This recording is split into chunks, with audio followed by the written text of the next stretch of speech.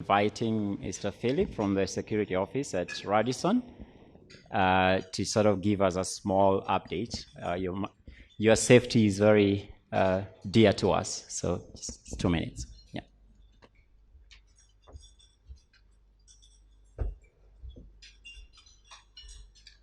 Thank you so much. Ladies and gentlemen, good morning.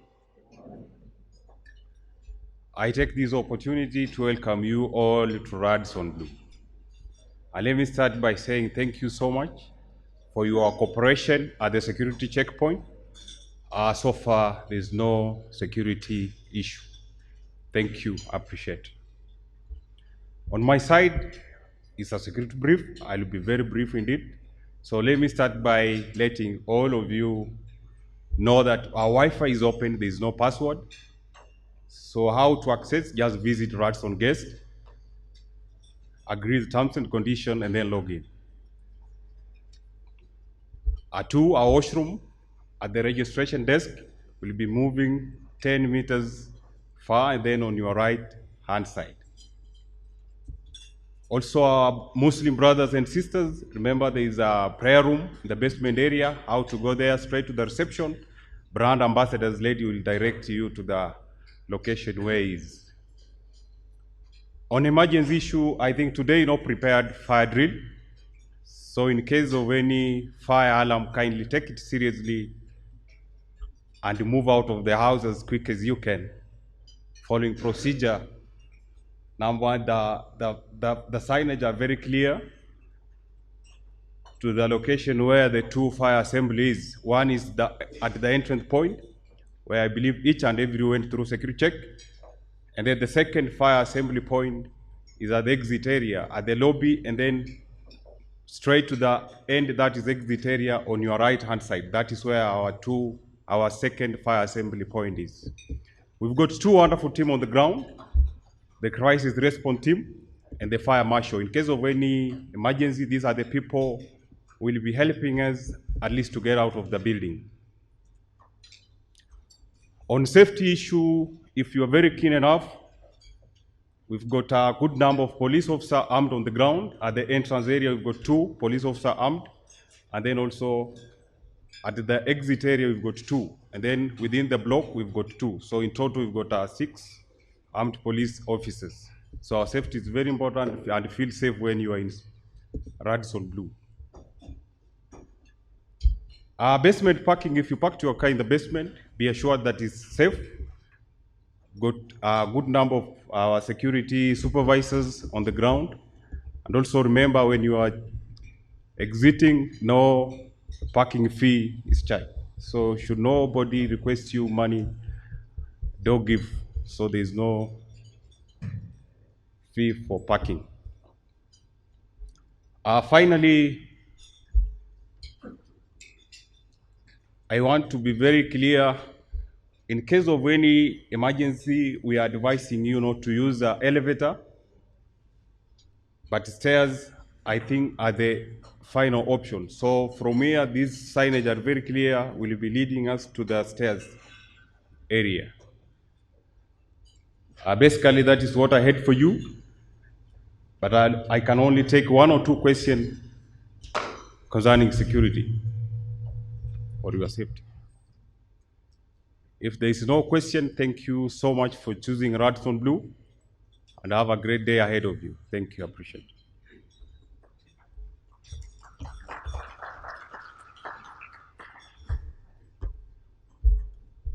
it. Thank you, Philip. Those who paid parking fees, I think he owes you a refund.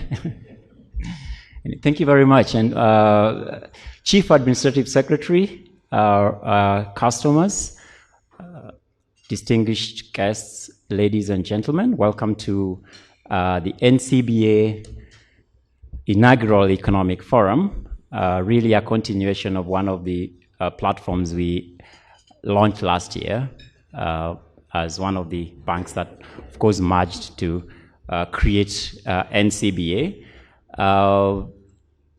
A lot has happened in the year since October.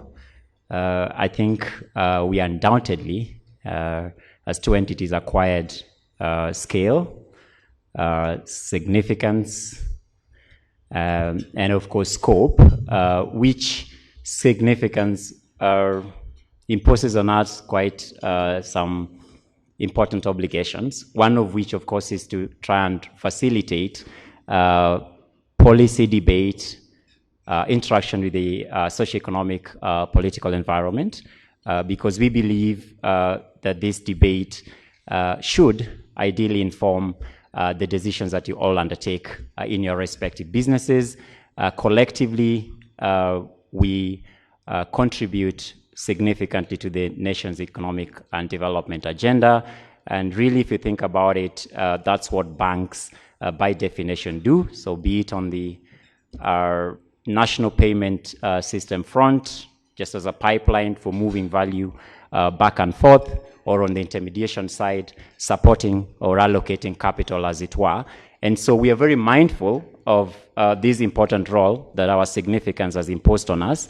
And I'm very well excited to have all of you join us in this journey.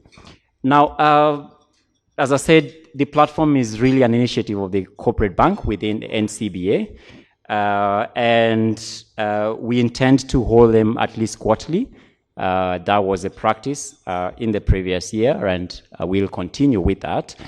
Our program is pretty simple. We have a keynote address this morning from the National Treasury. So we are honored to have the Chief Administrative Secretary, National Treasury and Planning, Honorable Gashuhie, who will deliver some remarks about Outlook 2020, specifically economic outlook. I think this is very dear to some of your boardroom conversations. Followed by a panel discussion. We have a distinguished cast. I think I ran onto an early debate by some of the two panelists even before we started, Dr. Wagasha and former MPC committee member Chris Mukulu. So it's very interesting to see what's ahead. But before I run ahead of myself, it's now my distinguished honor to invite our Group Managing Director, NCBA, Mr. John Gashora, to make a few welcome remarks and invite our guest speaker. John, thank you.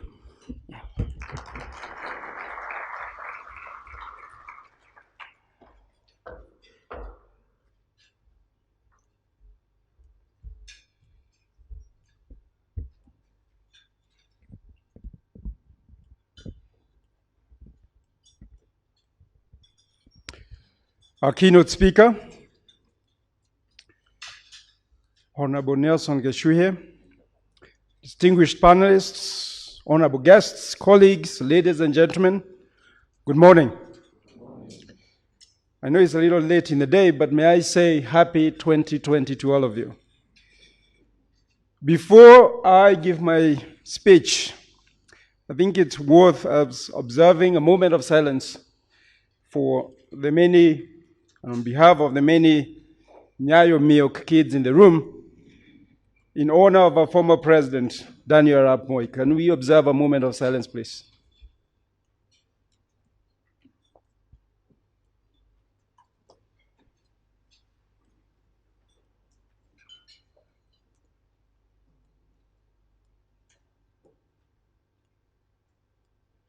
Thank you.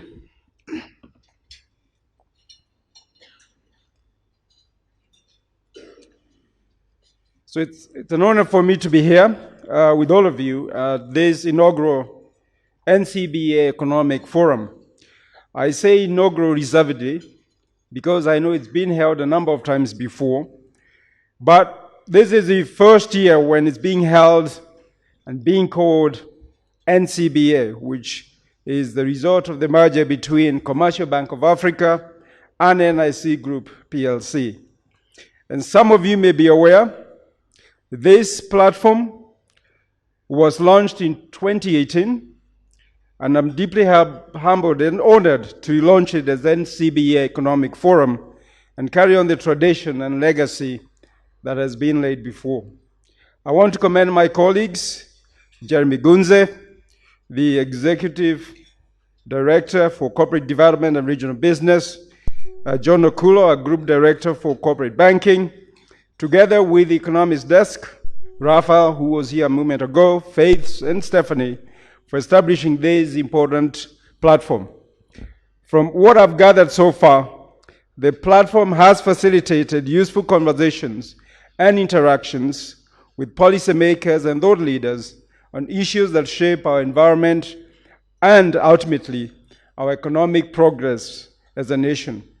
This forum today wouldn't have come at a better time, and the theme, which is Economic Outlook 2020, Growth Amidst Emerging Physical Imbalances, couldn't be more opportune. Ladies and gentlemen, the nexus between policy, landscape, and business warrants continuous evaluation and understanding of the policy environment, which by all accounts has become increasingly unpredictable. Globally, nationalistic tendencies have continued to upend global order, altering supply chains and generating immense clouds of uncertainty for businesses. Last year, the world flirted with a recession, as trade uncertainty, persistently weak demand, diminishing policy returns, and increased geopolitical uncertainty dampened investor confidence, hurting investments. However, unlike early last year when growth sentiment was grim, global leaders have struck a more positive tone, as observed in their meeting in Davos last month. The manufacturing downturn seems to be reversing, the trade screens are less misty, and the only game in town, central bank intervention, has been stepped up, as we have seen in our own country, where the last two meetings of the Monetary Policy Committee have resulted into loosening of the monetary policy through a reduction in the central bank rate. But this wasn't without caution. The risk of re-escalation of trade tensions are still elevated. Demand remains fragile, geopolitical tensions are still high, and other unlikely shocks, like the coronavirus, which is the topic of the day and the media, are threatening to further alter supply chains. The limited scope by major central banks and governments to respond to severe shocks is also concerning. The murky external landscape has continued to generate marked headwinds to Africa, long considered as the last frontier or the continent of hope and opportunities. From the vagaries in commodity markets to the Chinese economic slowdown, spillover effects of tighter financial conditions prior to the easing of 2019, risks to the outlook are considerably elevated. But even so, the continent continues to receive increased attention as an investment destination, and that is why we are here to discuss it. The government of Japan has continued with TICAD, the Tokyo International Conference on African Development, since 1993. In 2017, Germany unveiled its Marshall Plan for Africa, which proposes a new level of equal cooperation between Africa and Western countries in areas such as education, trade, business development, and energy. Last year, Vladimir Putin, the Russian president, hosted the first Russian-Africa summit. And just this last month, actually, the UK hosted the UK-Africa Investment Summit in London, during which Kenya reportedly, and the CAS is here to confirm, sealed investment deals worth over 170 billion shillings. That said, unleashing the region's full potential requires the right mix of policies in the right political setting. This is part of the contribution our platform and our meeting today aims to make in shaping this landscape. Recent statistics have revealed considerable dispersion in Africa growth narrative. In sub-Saharan Africa, whereas overall growth has remained slow at 2.4%, according to the World Bank, there are nearly 20 economies that have consistently delivered over 5.5% growth in the last decade. Kenya is one of them. Growth has remained strong and positive, and is expected to remain close to the estimated 6% year-over-year potential. That said, we know we have had comments up to the point of saying people do not eat GDP. And therefore, as we think about these numbers, as we reflect on this growth, we must be asking ourselves, is it making a difference to the lives of our people? And that's a question we must ask ourselves today, and that helps to inform policymakers going forward. I do applaud the government's focus on creating an ecosystem that facilitates greater inclusion using the Big Four agenda as a guiding framework. The commitment to payment of pending bills is also welcome. But I do want to point to the CAS, since he is here, to say that that commitment is yet to be felt on the ground. As Kenyans like to say, qua ground, things are different. Ladies and gentlemen, I am equally alive to the challenges we face as a nation, including high unemployment rates, stagnant incomes, and most recently, a growing debt burden, which may inhibit strong and sustainable medium-term growth. Sticking to the latter, the debt issue, given the implications for business, debt levels have appreciably risen in recent years, and debt service has risen even faster, outpacing the growth in our national income. But I think the question for us here as policymakers, as informers to policymakers, should be, is debt that bad? And I ask that, reflecting that this forum is being hosted by a bank whose primary business is giving out debt. So debt may not be that bad. The question should be, how is it being used to ensure that incomes rise and therefore tax revenues rise at the same pace so that we can afford that debt that we have taken? Besides devoting a growing share of our income to interest repayments, the high debt may impair policymakers' response to future economic shocks, and that's the discussion we must have. As economists here would advise, the risk of fiscal crisis could see interest rates then rise if investors lose confidence in the ability of the government to manage its fiscal policy. That said, we commend the government's efforts in restoring fiscal space through consolidation. However, it is my hope that the process is careful and deliberative enough to allow businesses and individuals time to adjust to changes in government programs and, of course, tax policies. The adjustments should only reflect the country's shifting priorities, but also, or should not only reflect our shifting priorities, but also provide necessary conditions to support ongoing progress while being fair to both the current and future generations. As you know, debt is seen as borrowing from the future.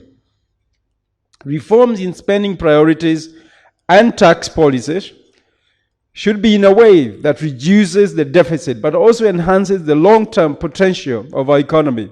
Indeed, we cannot reasonably expect to grow ourselves out of our fiscal imbalance, but a more productive economy will ease the trade-offs that we face.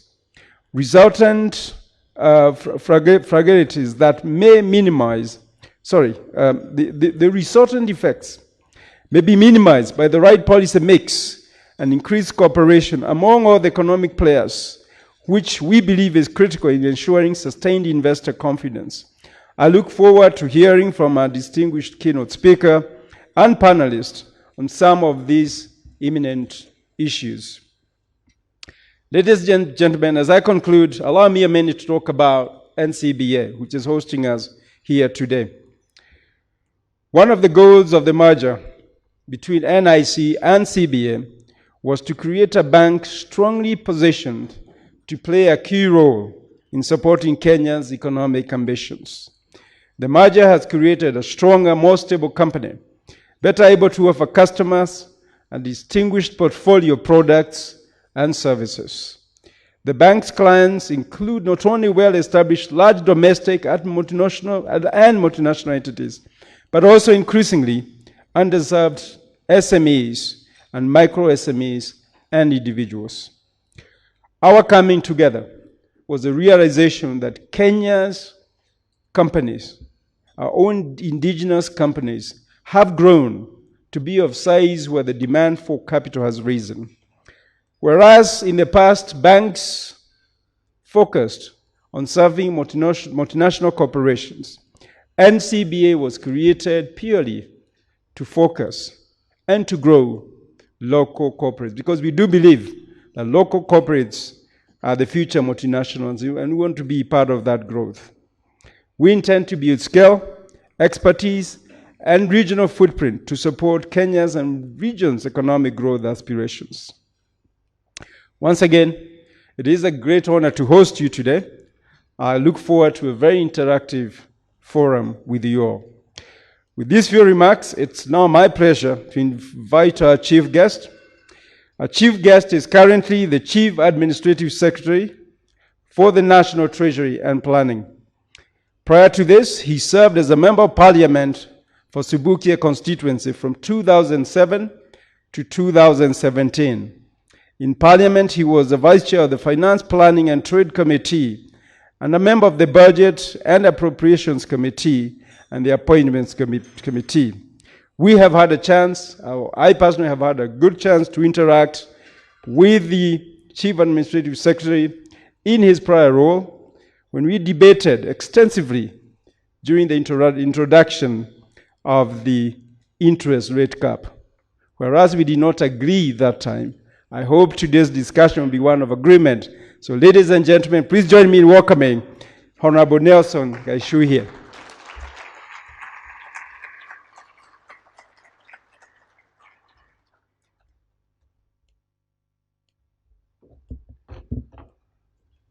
Thank you very much. Thank you very much, the Group Managing Director of NCBA. He used to CBA or NIC, but nowadays it's NCBA. Distinguished panelists, ladies and gentlemen, good morning. Yeah, I don't have a speech really, but I'm here as a keynote addresser. I want to say that I've come here to give the Treasury perspective on the microeconomic outlook underlying this country. So what I'm going to present to you is just the Treasury view. We have a microeconomic department which looks at figures before we even do the budgets, and it's a continuous process. So before we prepare budgets, of course, we have to look at the world economy, how it's performing, and of course the region. We're in the process of now doing the budget policy statement, so we totally engage with the figures. So my talk will be basically on the percentages of the economy of this world. I'm hoping I'm audible. All right, okay, thank you. So as we prepare the budgets, we look at the world economy. We've looked at the world economy, and we expect the world economic growth is going to rise from 2.9% the year 2019 to 3.3% in this year, 2020. However, there are still risks in the 2020 outlook from the recent geopolitical tension between US and Iran. As growth declines in the advanced and emerging market economies, that is Sub-Saharan Africa region, is projected to improve. The advanced economies growth is expected to slow down to 1.6 in the year 2020 from 1.7 in the year 2019. This is affected by trade tensions between US and China. Subdued investments and demands, recent Brexit developments, as well as the pace of normalization of monetary policy in advanced economies. Emerging economies are expected to grow to 4.4 in the year 2020 from an estimated 3.7 in the year 2019, reflecting an offsetting development as growth moderates to a sustainable pace in China, while it improves in India. In India, we expect the growth to grow to 5.8 from 4.8. In the Sub-Saharan African region, growth is expected at 3.5 this year from 3.3 in 2019. Come back to our country, Kenya, we expect a growth of 6.1 this year from 5.6 last year. The economic growth in Kenya has remained strong and resilient and is estimated at 5.6, as I said, estimated at 5.6 in the year 2019 and projected to grow to 6.1 in 2020. In the agricultural sector, the years 2011, 2014, 2017, and 2019 was quite negative.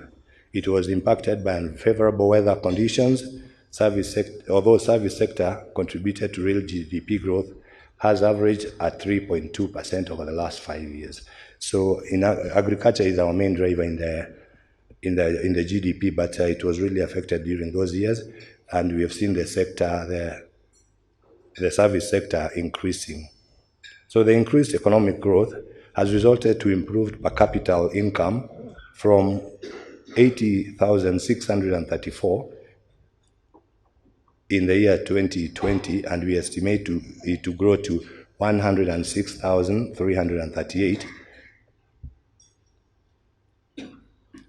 Yeah, and this has stimulated job creation in the informal sector. Jobs creation has grown from 8,434,900. That's in the informal sector, and so it has grown. We expect it to grow. It grew to 843,900 in the year 2019 from 724,600 the previous year. The new jobs were created in both formal private and private public sector, but the informal sector has the significant growth. Inflation has largely been low, stable, and within government target. Our range is 5, so we always have a plus 2.5 or minus 2.5 in the period 2013 to 2020. The year-to-year inflation was 5.78 in January 2020, down from 5.82 in the month of December 2019 and 5.56 in November 2019. Inflation rates were driven as a result of increase in prices of some basic products such as spinach, kales, tomatoes, onions, and sugar. Those are the basic things that we use daily, and we've experienced a growth during these few months. The prices have been high, so that has affected inflation. The central bank rates, however, were lowered from 9.0 in December 2019 to 8.25 in January in order to boost economic activities. Generally, interbank has been very low, interbanking. So credit extension to private sector remains low, but has gradually picked up. This is expected to improve with the removal of interest rate caps. And I want to confirm here that when I was in Parliament, I was always against the interest rate caps. In my budget committee, in my finance committee, that's where we dealt with that. I think we were only 3 out of 17. The rest were always for. It was, when it comes to politics, you forget about economics. You want to please everybody. But my worry was, how many Kenyans borrow? I think the bankers can tell us. When you look at the population, very few. So even after interest rate caps, nobody came to borrow because the banks could not allow. It became a very risky thing to allow Kenyans.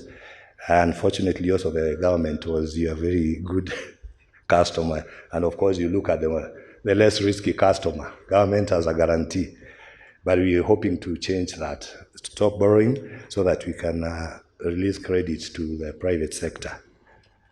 So we expect, at least now, that since the interest rate caps have been removed, lending to SMEs is expected to resume. Credit private sector grew by 7.1 in the year to December 2019 compared to 2.4 in the year December 2018. So we saw a very significant growth in the credit to private sector. In the East African region, there has been a growth of a credit to private sector since June 2017. the peak in credit extension in Kenya has been lower than that of Uganda and Tanzania, and this was because of the capping of interest rates. Overall balance of payment has remained relatively stable, supported by improved performance of exports, diaspora remittance, tourism, and transport services received at a period when imports declined, reflecting completion of SGR to Naivasha. When we were doing the SGR, I think we were doing a lot of imports, but now since we have completed, imports have gone down. The current account deficit narrowed to 4.1 of GDP in November 2019 from 5.0 of GDP in November 2018. Official foreign exchange reserves held by CBK remain strong at 5.6 months of import cover in November 2019 compared to 5.4 months of import cover in November 2018. By the end of 2019, the usable official reserves stood at US dollars 9.174 million compared to US 8.28 million in November 2018. Kenya shilling continues to show less volatility. The exchange rate strengthened by 0.9 when majority of the currencies were depreciating, like the Ghana CD, Rwandan franc, Mauritius rupee, Burundi franc, and Namibian dollar. The Kenya shilling appreciated by 0.9 against the US dollar for the period December 2018-2019. Kenya continues to be ranked favorably in the ease of doing business as a top investment destination. In 2015, we were rated at 129. 2017, we rose to 80. And last year, 2019, we rose to position 56. In the sub-Saharan African rank, we are number 3. For 4 consecutive years, 2016, 17, 18, and 19, Kenya emerged at top 3 in ease of doing business in sub-Saharan Africa. Improving business environment continues to attract investors into our country.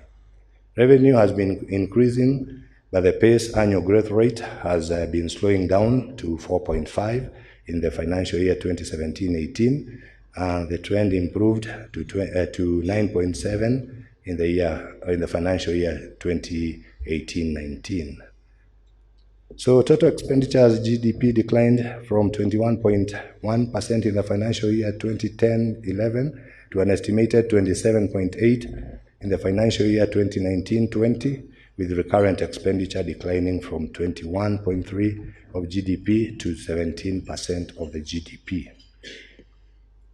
The decline of total expenditure was reflected in both recurrent and development expenditure, which is positive. Revenue performance, the year 2019-20 has been improving. Total revenue growth by 15.9 in December 2019 compared to 12% in December 2018.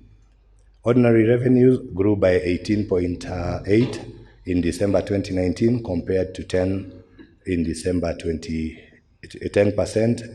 2018, driven by strong growth in excise and income tax. The fiscal deficit, including grants as at December 2019, was estimated at 214 billion compared to 272 billion as at December 2018. So fiscal deficit was financed by net domestic financing and foreign financing. So ordinary revenues, we are projecting, because we are now doing budgets, we are projecting to raise 1.856 trillion. That is 16% of GDP, and in the A, that is appropriation in aid, is projected to be 277 billion, 2.4 of our GDP. That is what we are estimating to raise in our current financial year. So the government policy priorities, of course, are based in the Big Four agenda and are embedded in the 2021 budget. Drivers and enablers of the 4 priorities are expected to fund sufficiently activities related to the Big Four agenda. Our big four agenda, I don't think I need to mention, everybody knows, it's affordable housing, universal health care, manufacturing and food security. I'll not go to the highlights of our budget. That is for another day. So as we do this, we have risks in the microeconomic outlook. Without risk from both the microeconomic outlook is not, of course, without risk, both external and domestic. So the recent tension between US and Iran are likely to affect oil prices. These will affect domestic prices and the cost of imports. The weak global business confidence due to trade tariffs, tensions between the US has continued to drag growth in emerging and developing economies. The uneven and sluggish growth in advanced and emerging market economies, as well as the impact of low commodity prices on our export. Internally, public expenditure pressures, that is the wage bill and the recent related expenditures, recent locust invasion in almost 6 counties are likely to negatively affect livestock and agriculture, thereby creating food-related risks, and agriculture is one of our drivers. Unfortunately, weather shocks, drought, too much rains that have adversely affected our agriculture output, energy generation, and also infrastructure development because of the March rains. So what are we doing to mitigate? We are monitoring the risks, and we are accelerating growth through investment in priority programs under the Big Four agenda, investments in irrigation schemes to reduce dependence on rain-fed agriculture and diversifying exports, protecting and safeguarding microeconomic stability through prudent fiscal and monetary policy, through reduction on fiscal deficit, management of inflation with targets, stability in interest rates, and support of competitive exchange rates. Further holding of adequate foreign exchange reserves that would deal with external shocks. Deepening reforms in the financial sector to ensure a stable and strong financial system in Kenya. We are also promoting manufacturing sector and expanding inter-regional trade and deliberately targeting new markets for Kenyan products. Government is also scaling up efforts to contain low-cost invasion, and also focusing on domestic resource mobilization and expenditure rationalization to reduce expenditure and debt accumulation. These will free resources to support demand infrastructure due to excessive rainfall. In conclusion, we also doing the PPP laws. It's in Parliament, we are reviewing, because I think if we partner with the public-private sector, then I think we'll release government from doing very many things that government should not be doing. So we encourage the private sector here to come up and uptake the projects that we have. Though we've seen so many requests, we are formulating a matrix because at times we get in so much demand. But of course, if we don't have a matrix to how to deal with the PPP, it takes a lot of time. Currently, we have over 80 requests, but when we look at the matrix, only 14 qualify. And even to go through, I think we've not even closed one. No, we've closed one. We're doing the Ngong Kiserian road that is under PPP. We closed the other one, although it has not started. That is Limuru Mausamit Road. And we have many others in the pipeline, but with the technical assistance we're receiving from World Bank, we hope to have more projects this financial year.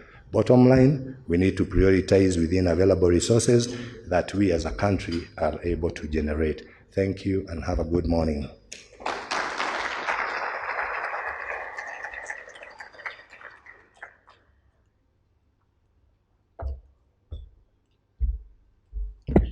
Thank you very much, CAS, for that deep dive into the numbers. And thank you, John, earlier for your welcome remarks. I think it's pretty clear what the outlook is, at least from a national government perspective. What I've picked and is really corroborated by every report that you look at least on matters macro, with regard to Kenya is the numbers to 2019 look great. All right, you're doing an average of 5.8% GDP growth. I'll have you know that's almost double the sub-Saharan African average, with low inflation, low and stable inflation, actually within target for as many years as you want to go back. And on your external side, your currency has been remarkably stable as well. But it would be remiss on, I think John captured the Zeitgeist a lot better than I would have by that refrain, all right? So qua ground, things are different. So the numbers are what they are. Reality is, on the ground, there's increasingly negative sentiment, and in the era of narrative economics, that has implications for actually what forecast we come out with. And so that contrast, I think, is a very good intro into the panel discussion. I think I was mindful not to speak ahead of my boss, but what he illustrated is the level to which, or rather the acute awareness with which we are in terms of the obligation before us as NCBA. And just the numbers that I think would be crucial. I mean, third largest bank by assets, second by deposits, and balance sheet strength of literally, the heft is almost $4.5 billion. I think with that, you begin to see why fora like this are of significance to us, insofar as we take our civic responsibility seriously, if not to grow domestic enterprise, as John ably illustrated. Now we're getting into I think the juiciest part of the conversation, which is a panel discussion. It's good that both John and our guest speaker have laid a good contrast, settled their earlier debate on interest rates. I'm glad there is amity between you, especially because you're of your proximity now.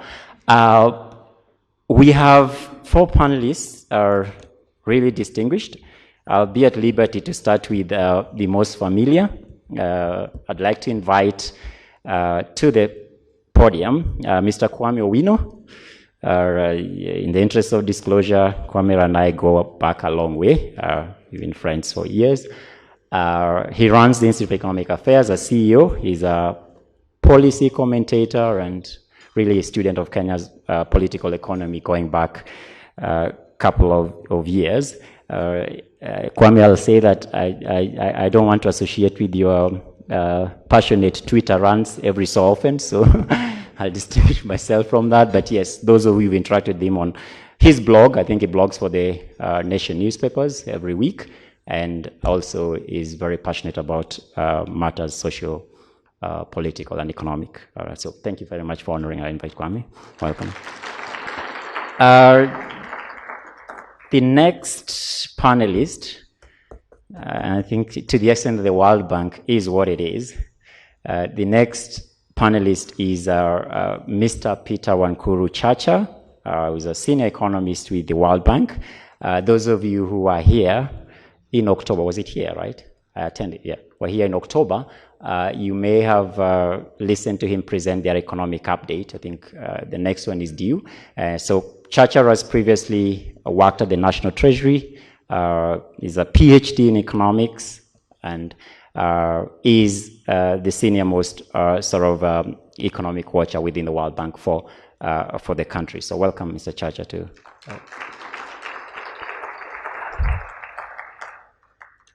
We also have, I mean, he's a notable character. So we have Dr. Mbui Wagacha. Wagacha was previously counsel to none other than the Executive Office of the President in matters economics. He's a macroeconomist of renowned success, and also has had the privilege of chairing the central bank, although on interim basis. Now he's consulted widely. He's been with us here before. and is glad to join this debate. I think it was just encouraging us earlier that such fora is really assumed to be the catalyst that's going to drive or facilitate or accelerate the big four agenda, as it were. So the policy thinking behind how you achieve all those noted ambitions that the CIS has outlined. Some of that work, of course, has benefited from Wagasha's long experience. Welcome, Dr. Now you notice that those are from largely the, I don't want to call it the theoretical side, but so World Bank, macroeconomic policy analyst, and of course CEO of a think tank, IEA, it would miss out the all important view where the rubber meets the road, which is the private sector, which is why we are in this partnership. And we thought it would be useful to get the ground sentiment from a private sector practitioner. So to answer John's refrain, we've lined up Mr. Vimal Patel, who presently is the MD of Cosmos. Those who are in pharmaceuticals, it's a pharmaceutical company.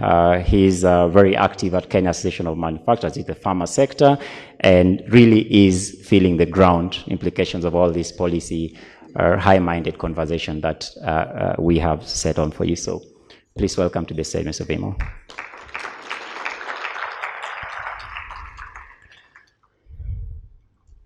Now, before I'm lynched, literally, they are bleeding heart feminists, so they notice about the high level of male presence.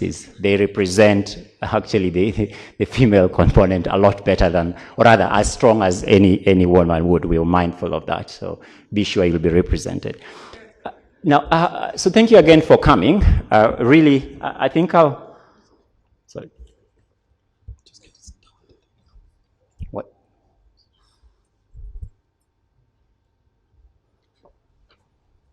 All right, sorry about that. So I'll give us a couple of minutes to each of our panelists to sort of give us a sense, and in actual fact, a bit of a reaction to the national treasury position, which we share. I think later in the program, we'll be launching our own economic outlook report as NCBA. But I'll give each of our panelists, maybe starting with Dr. Wagasha, just to make a couple of remarks on outlook as you see it, being a policy watcher, and specifically have us contextualize some of the robust numbers that are frankly out there and now what they are, and why the disconnect about the ground and the paper. Yeah. Sure, Dr. Thank you very much. I would like to congratulate the NCBA for the merger and for the way forward.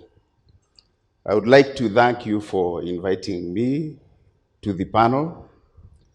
And in terms of initial remarks, we are coming out of a decade of great successes in this economy. The fastest growing region in the on the African continent joins Kenya among about 8 or 7 countries, as Mr. Gaishuhi has said, that have grown consistently by over 5% in the last decade. That is a great achievement, which was recognized by IMF in 2018 in commending Kenya's achievements over 10 years of growth of over 5% GDP per year. Then there is a context in which Kenya has made other achievements. In spite of all of our policy conflicts, we managed to build a number of sector outcomes. In education,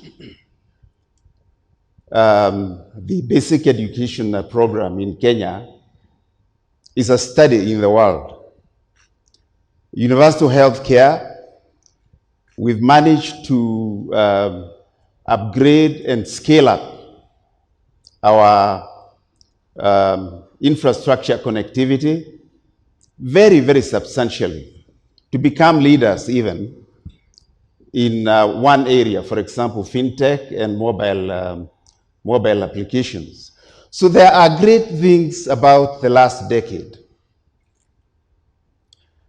Our big red light is in policy coordination for the medium term.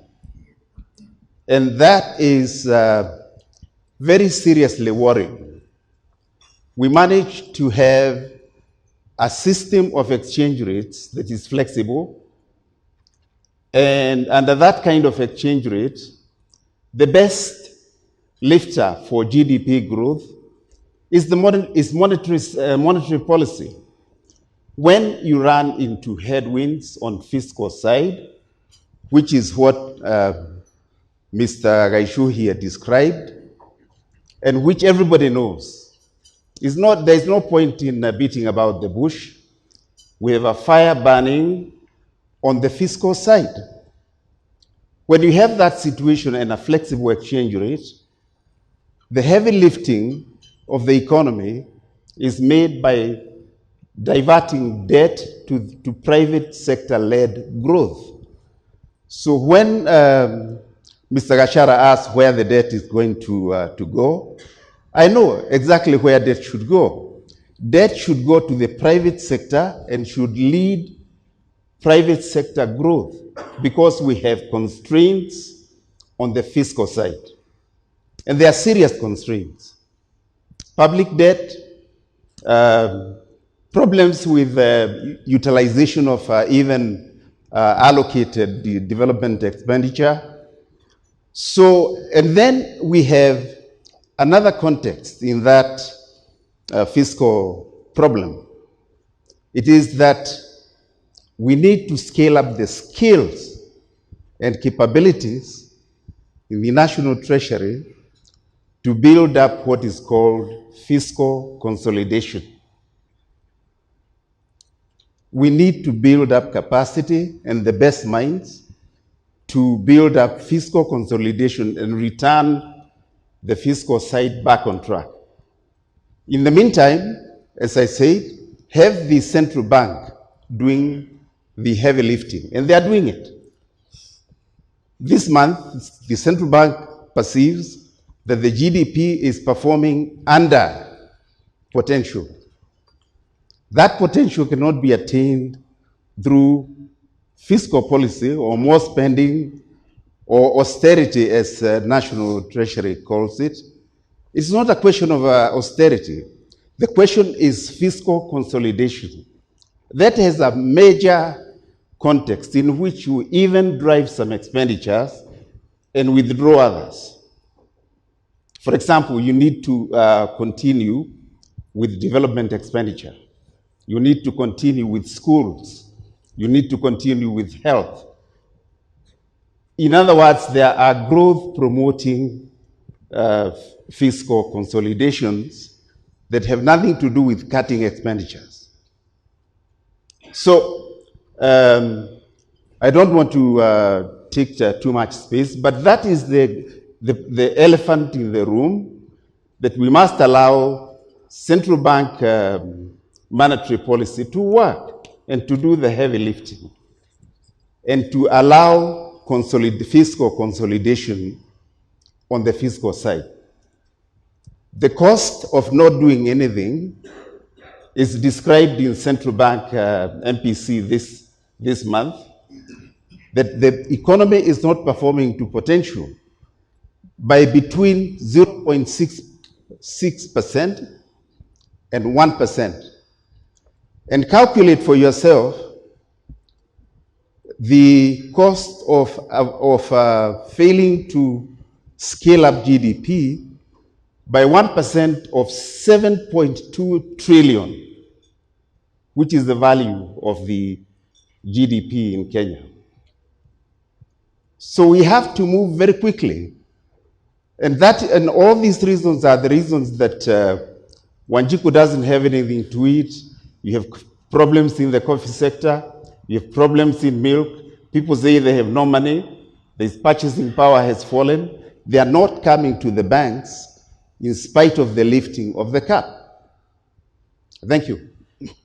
Thanks, Dr. Hari. So it seems to me that our, noted output gap of whatever quantum you outline and the macroeconomic strategy, at least the policy intent, as was outlined by our guest speaker, is we are conscious that we need to consolidate our fiscal side. And if you are withdrawing fiscal stimulus of whatever form to deal with whatever growth objectives you have, you leave the only game to be monetary policy. Yes. That's what you're saying, which is what is in line with what I see as the government's macroeconomic strategy. All right? And therefore, as I bring in Kwame, the concern is what's been the quality or character of this growth to this point. Okay, that would explain the disconnect. So Kwame, maybe let me bring you in here to just, I'm aware that you've done studies on debt sustainability. I'm glad you took the bull by the horns, and the problem is a fiscal challenge that needs to be addressed. Churchill and the World Bank have talked about this ad nauseum. In your debt or the assessment of our fiscal space or lack thereof or fiscal strategy, as you give us your opening remarks and outlook from the IEA, what are your thoughts on that? Okay. I think answering that question comes back with, and I don't mean to be flippant, but I think when I hear people say that you don't eat GDP, as a student of economics, I'd like to correct that by saying GDP is exactly what people eat, for this reason. I think GDP is an aggregate measure of what value is added, and obviously how, I hate the word trickle, but how it's comprised of various sectors, households, farms, and how much value is created and productivity from that. Now, if you have GDP growing at 5%, it tells you something about the growth accounting. Let's forget about the fact that most of it was debt-driven, in the sense that, look, government invested in huge infrastructure. I think the choices that were made about where to push that money has left us to think that actually the opportunity cost of an infrastructure-driven approach to debt, which is capital intensive, as opposed to the fact that we have huge pools of labor, relatively huge pools of labor, is why some of that money and some of that new value did not end up in the pockets. And for that reason, that's why qua ground things are different. So it's telling us something about the choice of the development that we did. And I think the second point that I make is that, look, Kenyans are at the point where we are asking ourselves, people are asking, the growth is real. I mean, if you measure the numbers, it's real. So really, it's not to be questioned, but we are asking about, we want more growth and we want the redistribution of that growth as well. So here are people asking for two things, difficult to achieve, but what we are telling the government is we expect you to be the kind of government that can juggle many balls, or as they say often, chew gum and scale the stairs as well. And so what it's telling us is whatever choices you make, we live in an environment, and sometimes we blame the political part for it.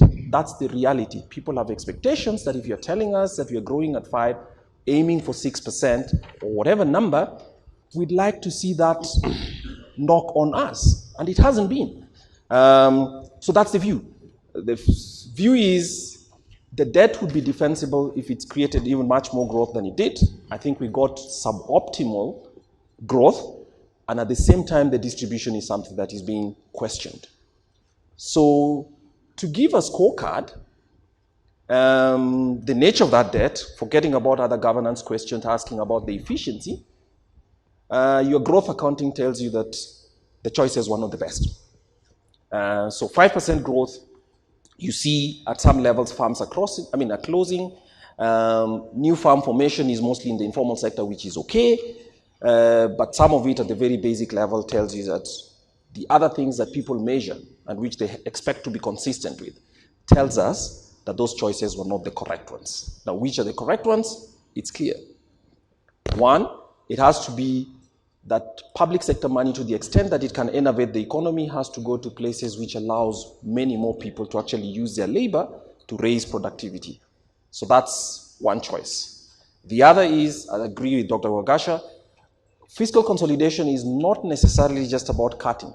Our view at the Institute of Economic Affairs, one of the things that government could do is actually, you do not deliver a shock to the economy by cutting, say, 300-400 billion, but one of the things that you do, we need to cap spending for a while, then look for efficiencies within, and once you look for efficiencies within, then we give ourselves a 2-3 year period for growth to deliver the new revenues so that everything else has. But as I conclude, the thing is, the choices that were made, the report card is out. This is not a rant. It is suboptimal, and people are telling you, you made the wrong choices. Thanks. Well, thanks, Kwame. Let me push back a little bit on that, and respectfully. So, granted that my data may be dated, but the African Development Bank did a very good, and I'm just going back to the question of the policy choices that were made, development, heavier infrastructure-led growth model, and in your assessment, the report card is out and it's a massive flop, hence the angst. In the report by the ADB, I think it's 2015, I haven't seen any consequent ones there. The task was to assess private sector, Kenyan private sector. It's sizable, and the notion was, if you look at Vision 2030, the assumptions within it is PPP frameworks with a private sector-led growth. Indeed, that points to what the good doctor said, and go to that point. And in that study, they suggest that part of the impediments to private sector growth or development was an infrastructure deficit of significant quantum. So you're an economist, as we are. There's a trade-off. There's only so much on your revenue side, and you face the traditional economic question of a trade-off. Okay, you have to choose which policy path or which policy strategy to pursue. It seems to me that back to 8, 7, 9 years ago, the choice was made that addressing the infrastructure deficit is crucial. I think I would agree. Yes. With respect. Well, I think the report card tells you that you should revise that view, right? Yeah. So let me give just one example that I think tells you. Even if we leave aside the controversial question about the SGR, which is extremely controversial, let's leave that aside. Our assessment at the IEA tells us that one of the things for which this administration will get a lot of credit is the expansion of electricity at the household level. So in 2014, we had, again, based on data from KPLC reports, just about 1.8 or 1.9 million people households connected. We now have close to 6 million. The revenues for the electricity transmission company went up just by 3%. So that $2 billion investment has actually destroyed value. Those are the infrastructure choices. And the numbers are telling us they were the wrong choices. It may be well meant, it was completely well meant, but we chose the wrong things and it's destroyed value and left this farm, which was very competitive, in very serious financial straits. And the final one is this. In that first year, and this was done with extreme aplomb, an extra 1.2 million people were connected in a year. That's 100,000 people connected to power every month. Do you know what? In that 1 year of that 1.2 million people, 800,000 of them did not pay their bills for the second month. That's the report card. Thanks. All right. Thanks, Kwame. I will come back to that, and I think I'm sort of the charitable view is that our hindsight is a lot clearer than, so if you look at a report card, if you're making policy choices 8 years out or 10, it's sort of a difficult contradiction. I mean, teleologically, you can see how things fit in going back all the way to 10, and you say probably you'd have taken a different path. I would agree. But on the intention, the facts being what they were at the time, given the trade-offs that had to be faced, I would argue, well, the character on utilization that may be problematic, but I would argue that I still would have addressed infrastructure as an enabler to broader Big Four or Vision 2030 growth paradigm. But we'll come back to that. Chacha, sorry, I think, give us the opening remarks. Yeah. Sure.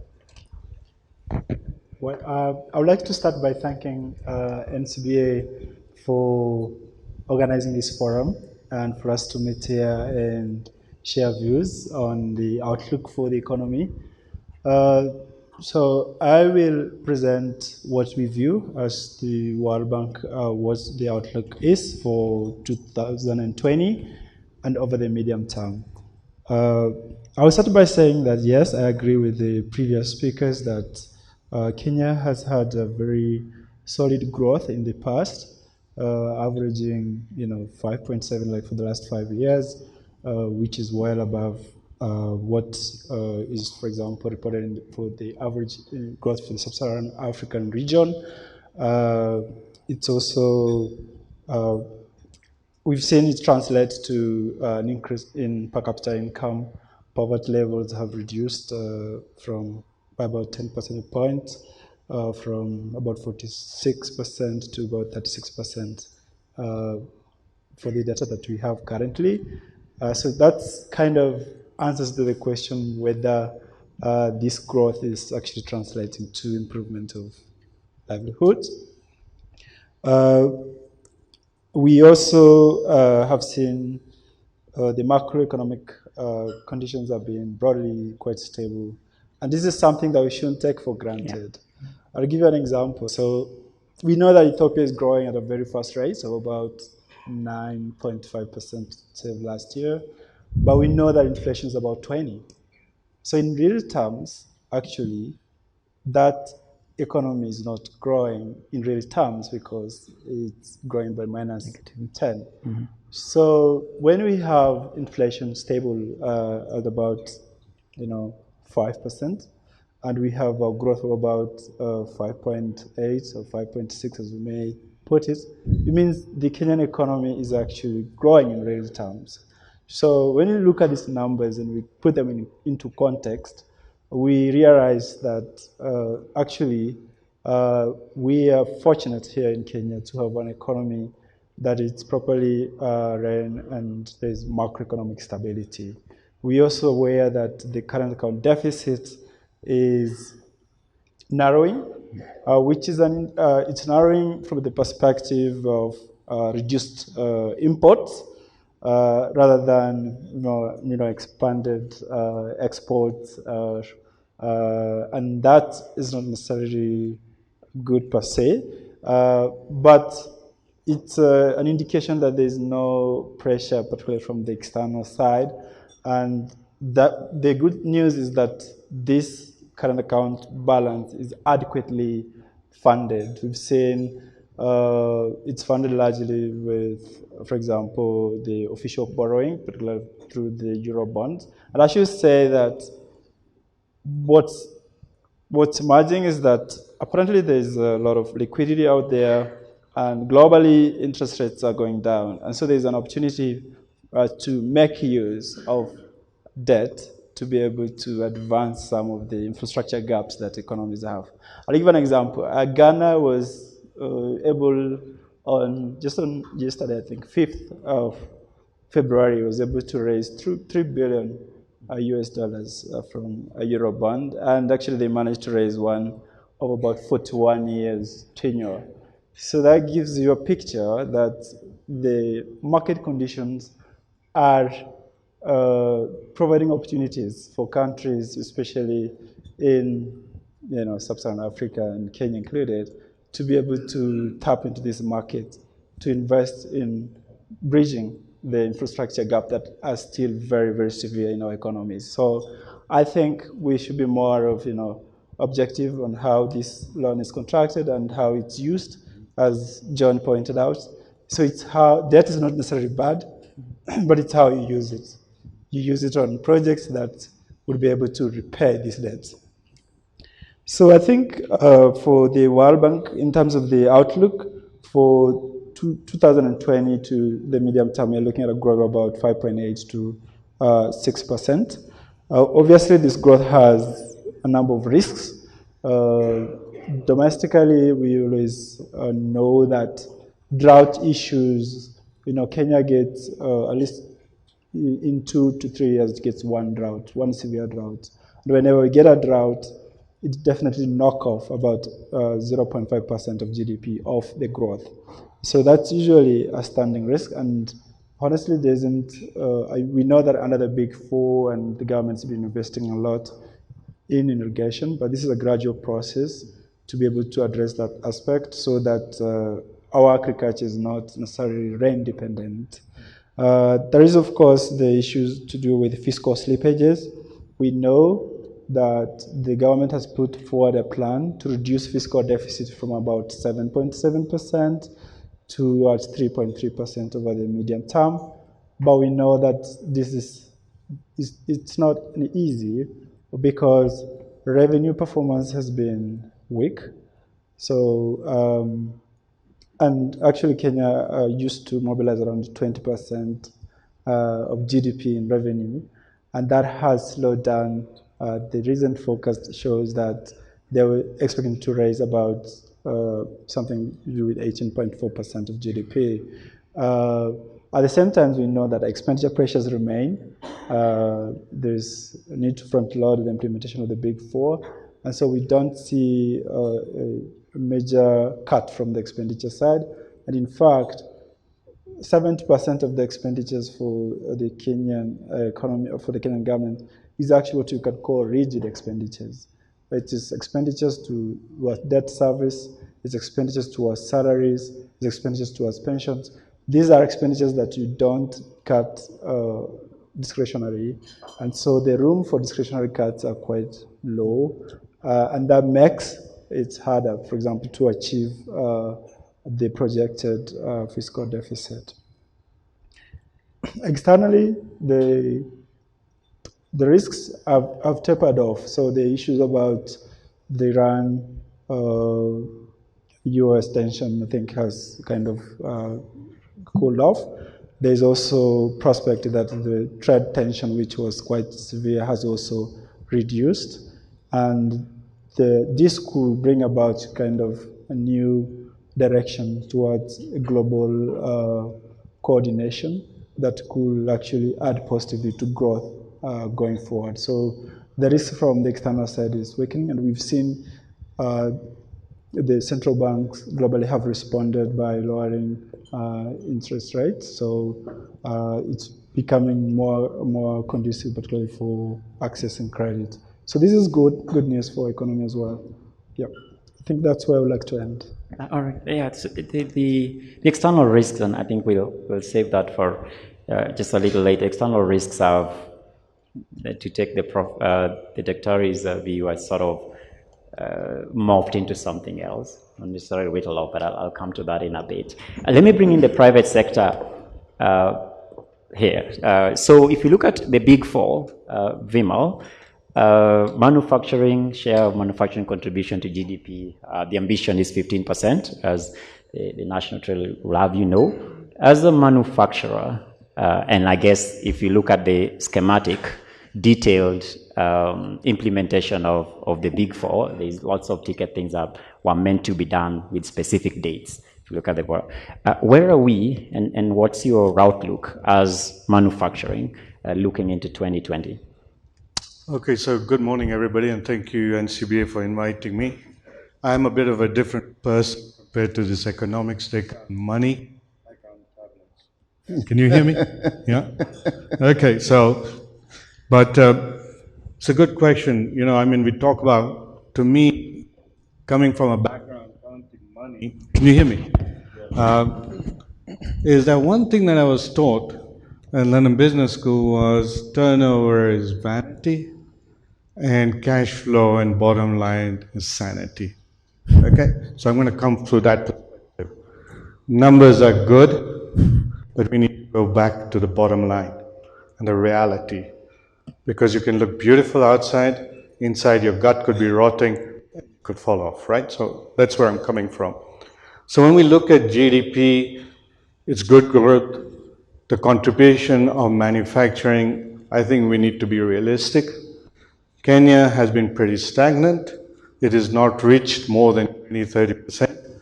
We are relying too heavily on agriculture. We have droughts, we have heavy rains that puts us at risk. So how do we encourage manufacturing? All right. So when I look at my business, I'm into pharmaceuticals. Yeah. NCBA wants me to borrow money. Good for their business, not good for my business. And the reason I'm saying is that I see debt being used in a right way, right? But when I look at my business, how am I going to increase my capacities, jobs, when the imports coming from India and Pakistan, Bangladesh are without any duties? Whereas me, I have to pay a lot of other stuffs. So there's unlevel playing fields here. I see the positiveness in the sense that when we go back to the 7th of November, the difference between the IDF RDL, between the manufactured ingredients as raw material and a finished item, there was a definite benefit of about 2 to 2.5%. Till this day, I'm waiting to see the benefit. Simply because there's too much bureaucracy between Ministry of Industry, we look at Treasury, and KRA. What we are looking at is a piece of paper that tells who are the genuine manufacturers, which is very easy. You can get it from Pharmaceutical Poisons Board. It is there listed, it's gazetted. All it needs is to pass through. Even today, this morning, we're now chasing the letter all the way to KRA. So, this ease of doing business is not there. Clearing goods at the ports. I'll give you another example. Do you want universal health care, right? Everybody wants that. And manufacturing pharmaceuticals is part of it. Because when you look at your hospital bill, almost 40 to 50% is your medicine cost. Okay? Now, they said that when you build a factory, you need certain infrastructures. Yeah? And that would be VAT duty free. I brought equipment and I lost a lot of money on damages. Even though I got a letter from Treasury that it is exempt, but KRA doesn't accept it. Sits in the port, damages. So these sort of business things make it so difficult. So it makes it so difficult to do business. These are the realities, and this doesn't cost money to solve. It's simple dedication and commitment. Okay. Now, let's look at universal health care. What do I think about it? I think it's a noble cause. We all know that. The reality is it going to happen in a short term, medium term, long term? I don't think it's going to be medium term or short term. I think it's going to be a long term. The reason is that how much of our money, the GDP that we generate, is spent on healthcare? 6%? When it was agreed that you should be spending at least 12%. So we have 50% and we are having ambitious goals. If you look at a local person, how much the government spends per capita is about $74 according to 2014 statistics, where we should be spending more than $100 per capita. The other abnormalities that we have is that Kenya has a market of pharmaceuticals of $740 million. $500 million is imported. Only 30% is generated here. How the hell are we going to grow industry if these policies that we have is not implemented? I remember I went to talk to the CS and I said, she came up with the idea that, the cost of medicine is a lot to the end user, which is true. But it's not because the manufacturer is expensive. If you look at a McKinsey report, the cost has been increasing 4 times because of the middlemen. You need to cut that out. The second survey that was done was that the locally manufactured goods were more competitive than imported. We always talk about India and Bangladesh. Wow, they make generics like this. But you know what? If we want to do that, let's copy their model. What's so difficult about that? Yeah? Having said this, I'm still in the business, I'm still living, and I think there is opportunities in Kenya. I'm very grateful that I am working in Kenya because, as I said to my colleagues this morning, I think Kenya is the gateway to Africa, and I think we got the most productive workforce that I have seen in Africa. So we just need to implement certain policies very quickly, and there is a good future. Thank you, Vimal. I think it's a positive note. External risks. Kwame, I'll come back to you, and probably Dr. Wagasha, you can also jump in. Public Finance Management Act, of course, now requires that you enlist the risks to fiscal outlook, because that seems to me to be what we've delineated as the significant policy question going into 2020, and that may imperil the sort of robust growth that we have enjoyed and are forecasting to continue enjoying at least 2021 and beyond.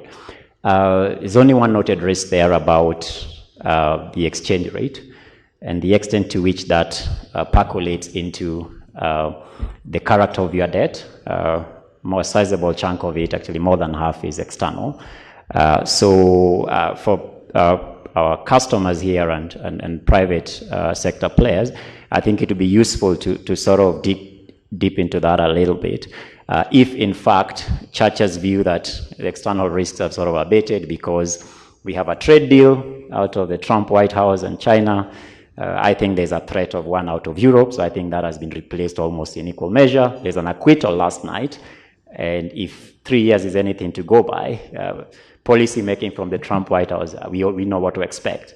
So I wouldn't be so optimistic about whether trade tensions are going the level that you're going, but you'll let me know whether that is correct. And then, of course, the tinderbox that is Iran, I think that can always pop up anytime. But what are your thoughts about the external side, and how does it help us address the debt sustainability questions that obviously perils our growth outlook? Yeah. Well, I think, I don't know about, because I know I'm speaking to bankers and many people with the view. This is the view Institute of Economic Affairs. About 2 years ago, we looked at currencies in the region, just comparing currencies in the region, and we found out, with the exception of the Kenya shilling, all the other currencies have depreciated over the last 3 years by maybe 4 years, by between 11% up to 20%. And we asked ourselves what's peculiar about us in Kenya, and our view was at that time, maybe it's a few things. We found it odd because the Kenyan currency has been quite strong, even in trade-weighted terms, while our trade deficit was expanding. Basic theory in economics, and I believe it's true, tells you that one of the ways to actually deal with that is to allow for a depreciation to take place.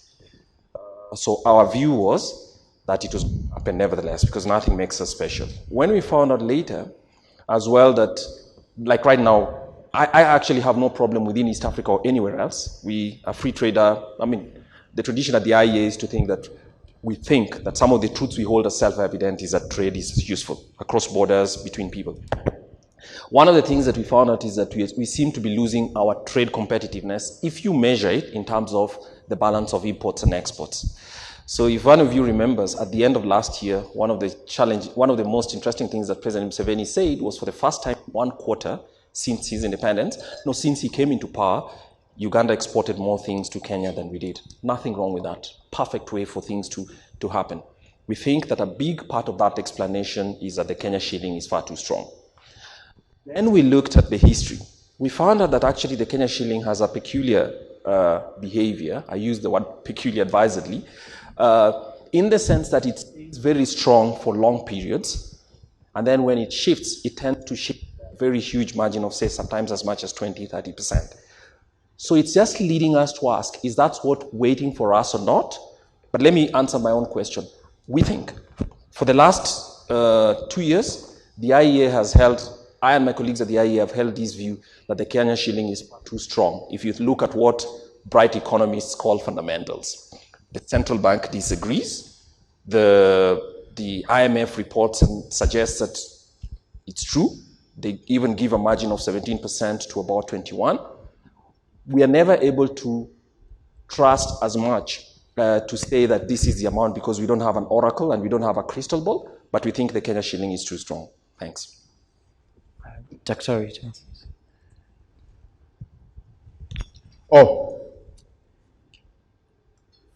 The issue of exchange rates is full of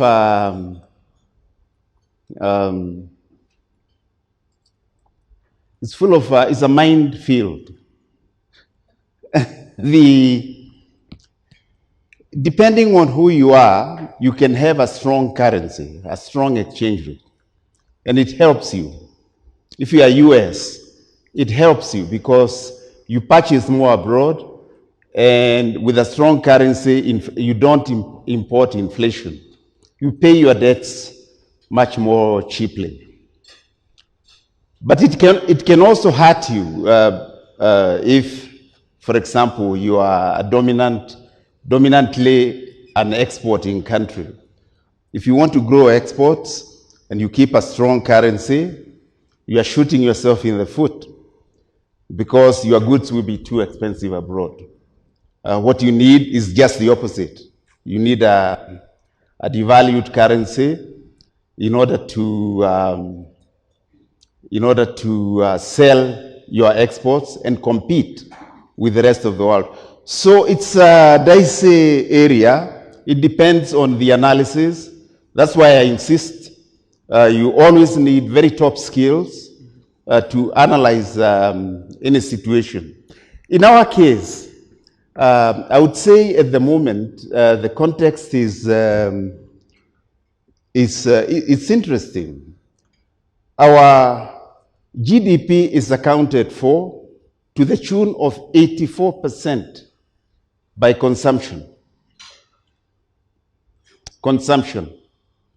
Our investment is very low. You're talking about only about 14% accounted for the rest by the rest of the items in GDP. So a lot of that consumption currently is imported. Dr. Njoroge in Central Bank is very proud to have a strong Kenya shilling. It buys more, and you'll be able to pay your debts a bit more easily. But it does not depend on his efforts. It does not depend on your efforts. We are not exporting. What is happening is that shilling strength is being supported by outside Kenyans, the diaspora. The diaspora is bringing into Kenya something like 210 billion per year. That is stored in the central bank. It passes through the central bank. It strengthens the shilling. Another aspect which is also tricky, that needs analysis. We incurred very substantial debt. We are at a tipping point, as I said a bit earlier. Our debt is really very dicey at the moment. Public debt has escalated, and a lot of the borrowing on the external account, which you mentioned, a lot of the borrowing is to have reserves available to repay debt. And for the time that you are waiting to repay debt, those reserves are in the reserves of the Central Bank of Kenya. I know because I was a chairman there, and we spent many years trying to figure out how best to manage reserves. So the borrowed reserves and Kenyan diaspora money keep the shilling strong. And Joroge can take advantage of it by paying debts a bit more cheaply with a strong shilling. But it really depends, or we know, it depends on who you are, where you are, whether people are buying your securities, your bonds, etc., whether people are willing to contract debt with you. So the exchange rate, I wouldn't really, in a crowd like this, worry too much about going into details. Thank you, Dr. So, Chacha, maybe just so we close on the exchange rate and get a little bit of a sense of interest rate outlook. I think that's very dear to our partners here. I can see why Kwame is confounded with the supposed aberrational strength of the shilling vis-a-vis related or similar economies. I mean, we watch the currency very closely, and that's been true. It's confounded a lot of our forecast to date. But in your balance of payment assessment, I think the way you went at it is that the character of the improved current account has a subtext that ought to worry us, which is that it's not necessarily a budge on exports, but it's reduced SGR-related import bill, and also partially helped, of course, by the energy side. Oil import bill has gone down. So it shouldn't be celebratory, even though fundamentally it supports a stronger shilling, all considered. There's a small ticket there about errors and omissions that I don't understand. If you look at just the singular items that contribute to that dynamic, it seems to me that either the data is not accurate or it's bulging, and so what you can't explain by significant activity is becoming bigger and bigger and that much consequential. What's straight question? What is the balance of payment dynamic looking beyond our celebrated 4% current account improvement? Yeah. Well, thank you very much for that question.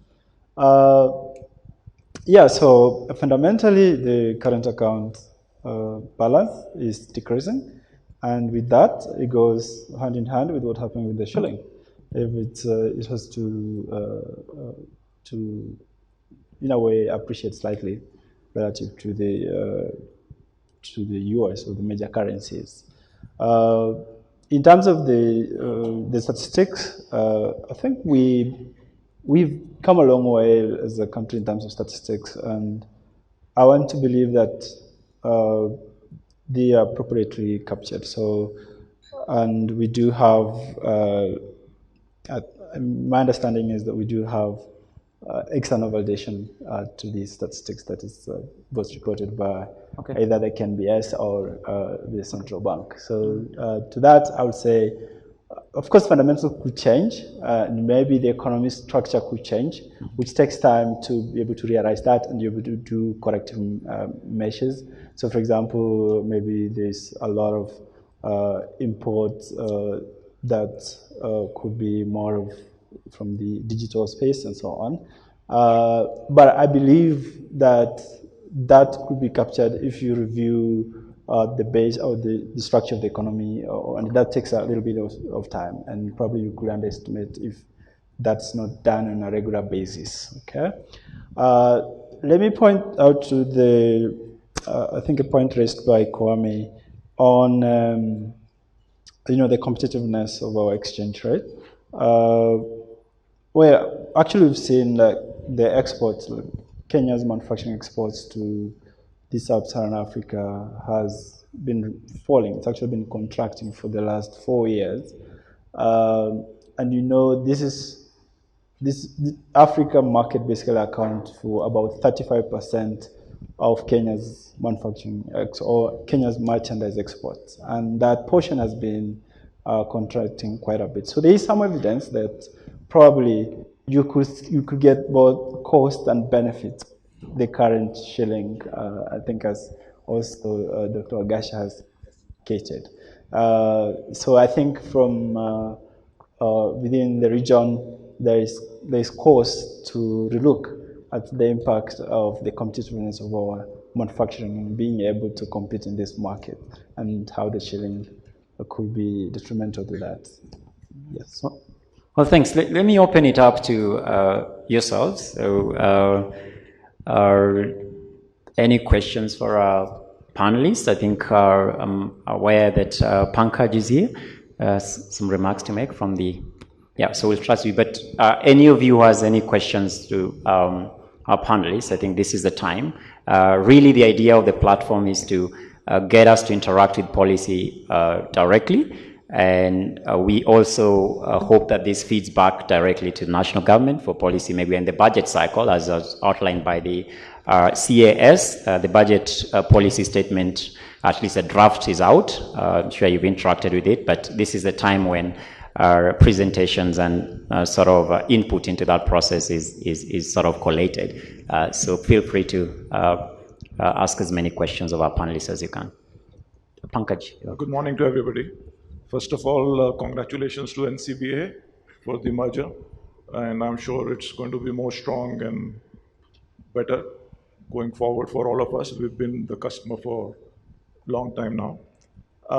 I would be an Englishman in New York right now between all the financial results and the intellectuals, but would like to put up a perspective and see how we can, do a kind of a brainstorming around the questions we have. So my personal thing is that the anxiety is not about the current challenges and what's happening and what will happen. The more anxiety is about the opportunities which we are missing. So opportunity for me is that we are duty-free from Kenya to $40 trillion economies, which is like 1.7 billion people, which we are duty-free to, but still we have 40% unemployment. So that's my big question to everybody around here. Why do we have 40% unemployment despite having a market access to $40 trillion economy, which China doesn't have, India doesn't have, Pakistan, Bangladesh, none of them have. And we still do not have those jobs. We do not even have a first job for 40% people. When we are talking about the aspiration to have middle income economy. So these are the challenges which we have, but and I would like to throw some more questions around, especially because I feel NCBA has a team of economists, and also I'm sure would have a good advisory team to the government.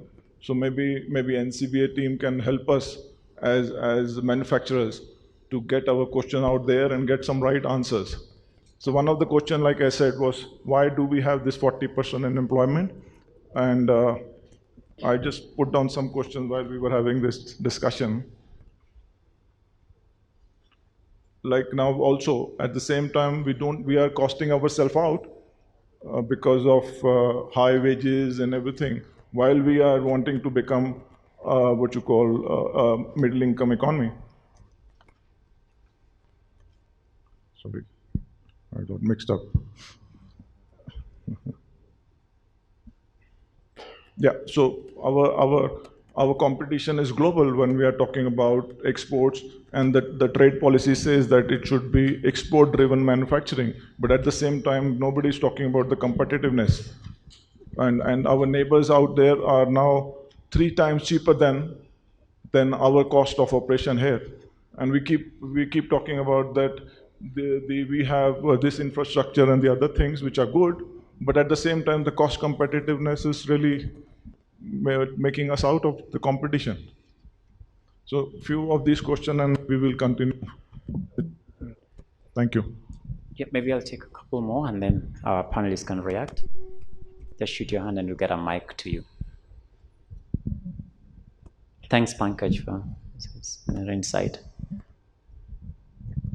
Yes, Stephen, right here. Arun Devani, perhaps I can give you benefit of my being in manufacturing for 50 years. That might give you some idea, and quite a few years in lobbying group. Let's look at a number of things. You were talking about exchange rates.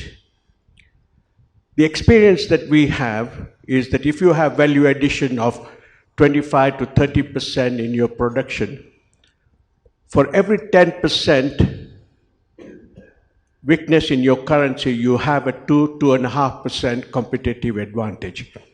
If you look at the statistics that we have of export from Kenya to the neighboring countries, for last 15 years, we've been shrinking. And one of the many reasons is exchange rate. Simply because you keep it strong. If you look at Tanzania, systematically they've been devaluing 10 to 11% every year. Uganda has been devaluing every year. And we know Rwanda, francs, and so on, etc. So what we have done is we have made ourselves uncompetitive, too expensive. That's number one. Number two, my small, medium-sized company, 62% of the money I borrow from NCBA is the money that's owed to me by KRA in one form or the other. I have VAT not refunded for 2.5 years. They introduced excise duty on my raw material. 4 years and 3 months, I have not been refunded. They introduced adulteration levy, not refunded. IDF and railway levy, which we were all supposed to benefit from, it hasn't been implemented. There was 30% refund of power. It's still not been implemented to manufacturers, so that's number two. Number three, having been part of the lobby group, as a country we have done well, but there is a pilferation. Whether there is a pilferation from KRA, the money is going away, from the ministries, we are generating sufficient income in the country. Gentlemen, don't take me wrongly.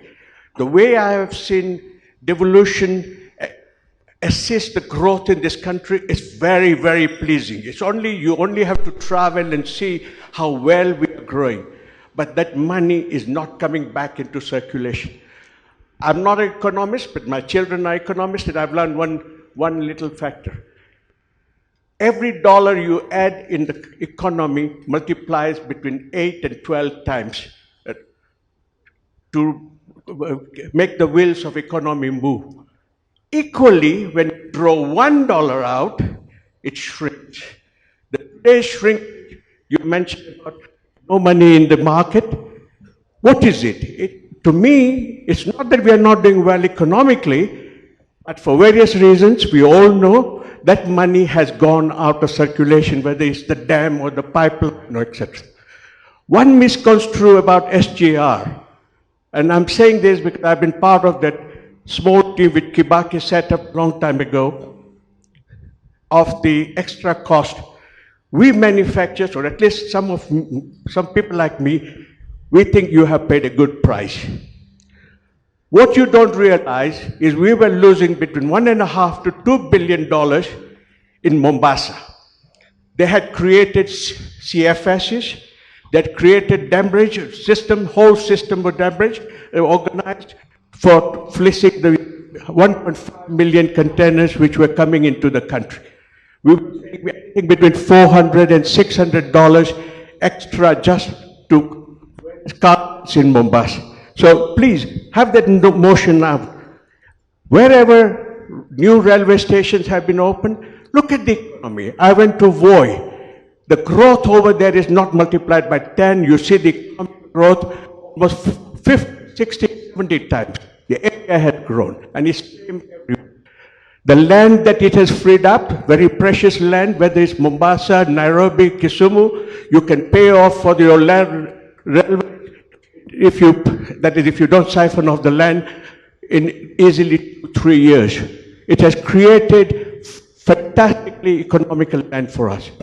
So these are some of the points, and then you could always talk about money in circulation and so on. Yes, I'm not in agreement with Jaroge keeping the exchange rate strong. I think we should be devaluing it quite systematically. Thank you very much, Mr. Devani, for those insights. Maybe CAS, do you have any sort of reaction? If you want to make a comment as well. let me comment later. All right. All right. Thank you very much. So the unemployment, Pankaj, by the way, that's mind-blowing. I still need to get out. 40% unemployment despite exposure to 40 trillion economy. If you look at it in terms of from a duty-free metric, I don't know what your thoughts are, and feel free to take it where you want. And then business competitiveness. I know we talked about ease of doing business, 56 ranked out of 190, whatever, trending the right direction. But as Vimal also alluded to, we're still quite on the cost side, pretty uncompetitive. That's a concern. And then, of course, that ties with the exchange rate competitiveness, which Mr. Devani has also harped on quite dramatically. And then on and especially because fiscal slippages is what has been pointed here as the bane, inefficiencies at KRA causing unnecessary credit misallocation problems of the type that I think he was alluding to. So in no special order, I think maybe Kwame extreme left, you can take a bite.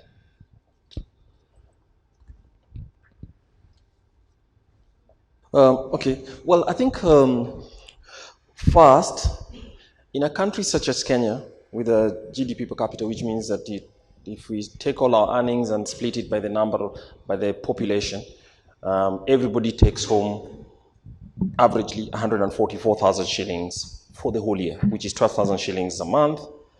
What that tells you is that, well, there are big differences, but what it tells you is that people live on very thin margins. So it's not possible for anybody to stay idle. So measuring the unemployment rate in Kenya is a tricky thing. Most people actually have to work. That job will not necessarily be a high-paying job. It'll be low value, low productivity, but our unemployment rates cannot be 40% for that reason. In fact, the measured unemployment rates in Kenya is about 11. Yes, because of the measurement. So all you see is, yes, there are people who are idle, or they're not necessarily idle, but they do very low value jobs. So, and over the course of a year, you find some people who are mostly Kenyan youth, even older people, who actually have done three things. So in the early part of the year, like right now, they're waiting for the rain, so they're farmers. Then as soon as they harvest in May or June, they become market traders selling the products from their markets. And then at the end of the year, as they're preparing once again, so maybe they're doing some transportation of agricultural inputs and all that. And that's typical. Or if they live very close to Nairobi, in that dry season, they're actually here being a hawker selling magazines or anything else. So yes, they don't have one steady, safe job. So if you talk about jobs in the classical sense where you and I wake up at 8 and you work until 5 or a little later, then obviously you'd consider them. But they don't have a job in the classical sense, but they do different things to earn an income. And that's part of what the problem is. I think it's true. Kenya is a high-wage economy for many reasons. I think there are some that are all regulatory. Some of it just has to do with the fact that we are a high-wage economy. So, for instance, many people don't understand, and that's the problem with manufacturing. I mean, that's the challenge for manufacturers. I think it's a bit disingenuous sometimes when we say that, look, wages in Bangladesh or in India or other places.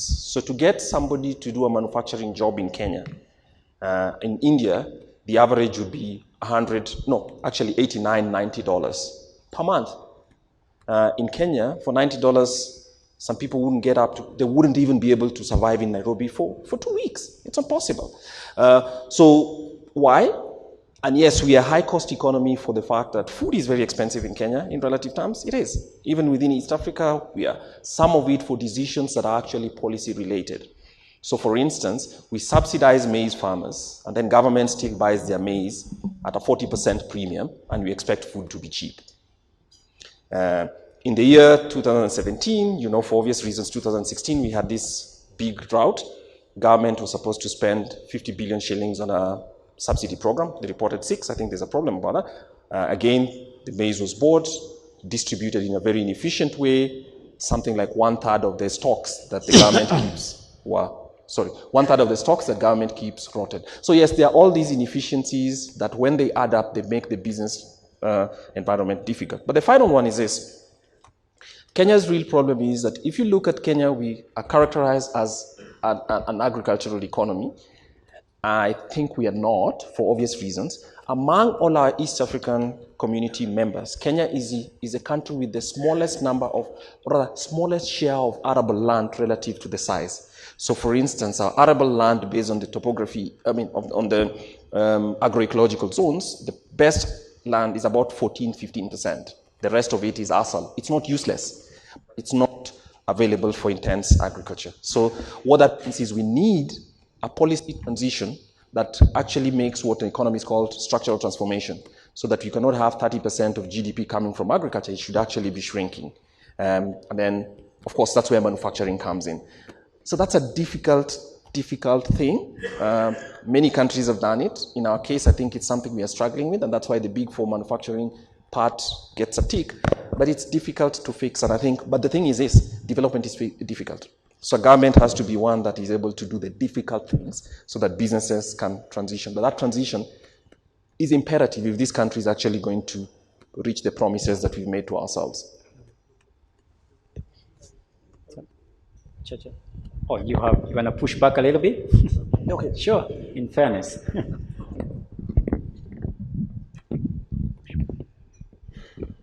The question is, what do we do? For example, there's one thing called cost of living. Yes. So most of the countries in Asia, what they've done is that for example, for the minimum wage worker, they have kept the cost of living less. So even though in the dollar value, $90, let's say, is the take-home salaries, but people can still, it's called fair wage. They can still live within those means. The problem here is that the government keeps increasing the wages, and at the same time, the cost of living keeps going up. That's the biggest challenge we have. Yeah. Why not just pick those 15 items, which are the food basket of our worker, and keep those costs down? By the way, minimum wage, people are paying taxes here. In which country minimum wage is being taxed? Okay. So you keep increasing the cost, but you don't increase the, what you call the status of tax-free for the worker. Okay. So the salaries have gone, like our worker take home is today 25,000 shillings, but the tax bracket is 10,000 shillings. Yeah, sure. Let me give you an example. I think these again are difficult choices that some are difficult to sell politically, but it's true. So for instance, we now know from the Auditor General's report that in the year 2017, a difficult year for this country, you all know, government subsidized, sent, or rather bought maize, or paid 50 billion shillings worth of maize. We calculate yesterday, subsidy. We calculated yesterday at the Institute of Economic Affairs, based on that money, on how much was spent and few people still starved, we could have simply wiped out Kenya's food poverty by providing the bottom 25% of households in this country with a check of 20,000 shillings each to buy food. Yes, we spent 50 billion. I mean, you're bankers, you know, 50 billion is not change. It's not small change.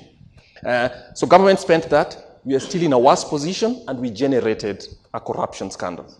It's about design, so you're right. And I'm not saying that government has a magic wand that can solve everything, but sometimes we go for the most sophisticated ways to solve a problem that a student of economics sitting on a spreadsheet can actually tell you, look, this is... We have an infrastructure for payments that could have delivered that money. The National Bureau of Statistics knows by GPS code which are the most vulnerable homes in Kenya. That could have been done in a week. I'm not kidding. It could have been done in a week. Instead, we got such a sophisticated system, and then we have Kenyans driving to Uganda, buying maize, delivering it to the National Bureau, the National Grain stores. 1/3 of it rotted. The other third was people were paid 3 times more than they did, and now we have a scandal, and public trust in the public sector has shrunk. So yes, all these are management problems. Some of it is very political, but the truth is, our government is never lacking in money. I think the quality of their ideas must continue to be questioned. And Mr. Divani, as I conclude, the SGR might be this fantastic thing. I've been to Voi as well, and I've seen that. But the other stations between Voi and here are completely dead spaces. So I disagree with you that you're saying that it's been. So maybe it's chosen the places to give a fortune to, but most of those stations, to be honest, are not doing as well. But the worst part is, Let me ask John and your colleagues, would you give money to a business that cannot even pay its monthly running costs 3 years after it started? Your guess is as good as mine. All right, Chacha, I think you wanted to. Oh, thank you. Sorry, John. John has a comment.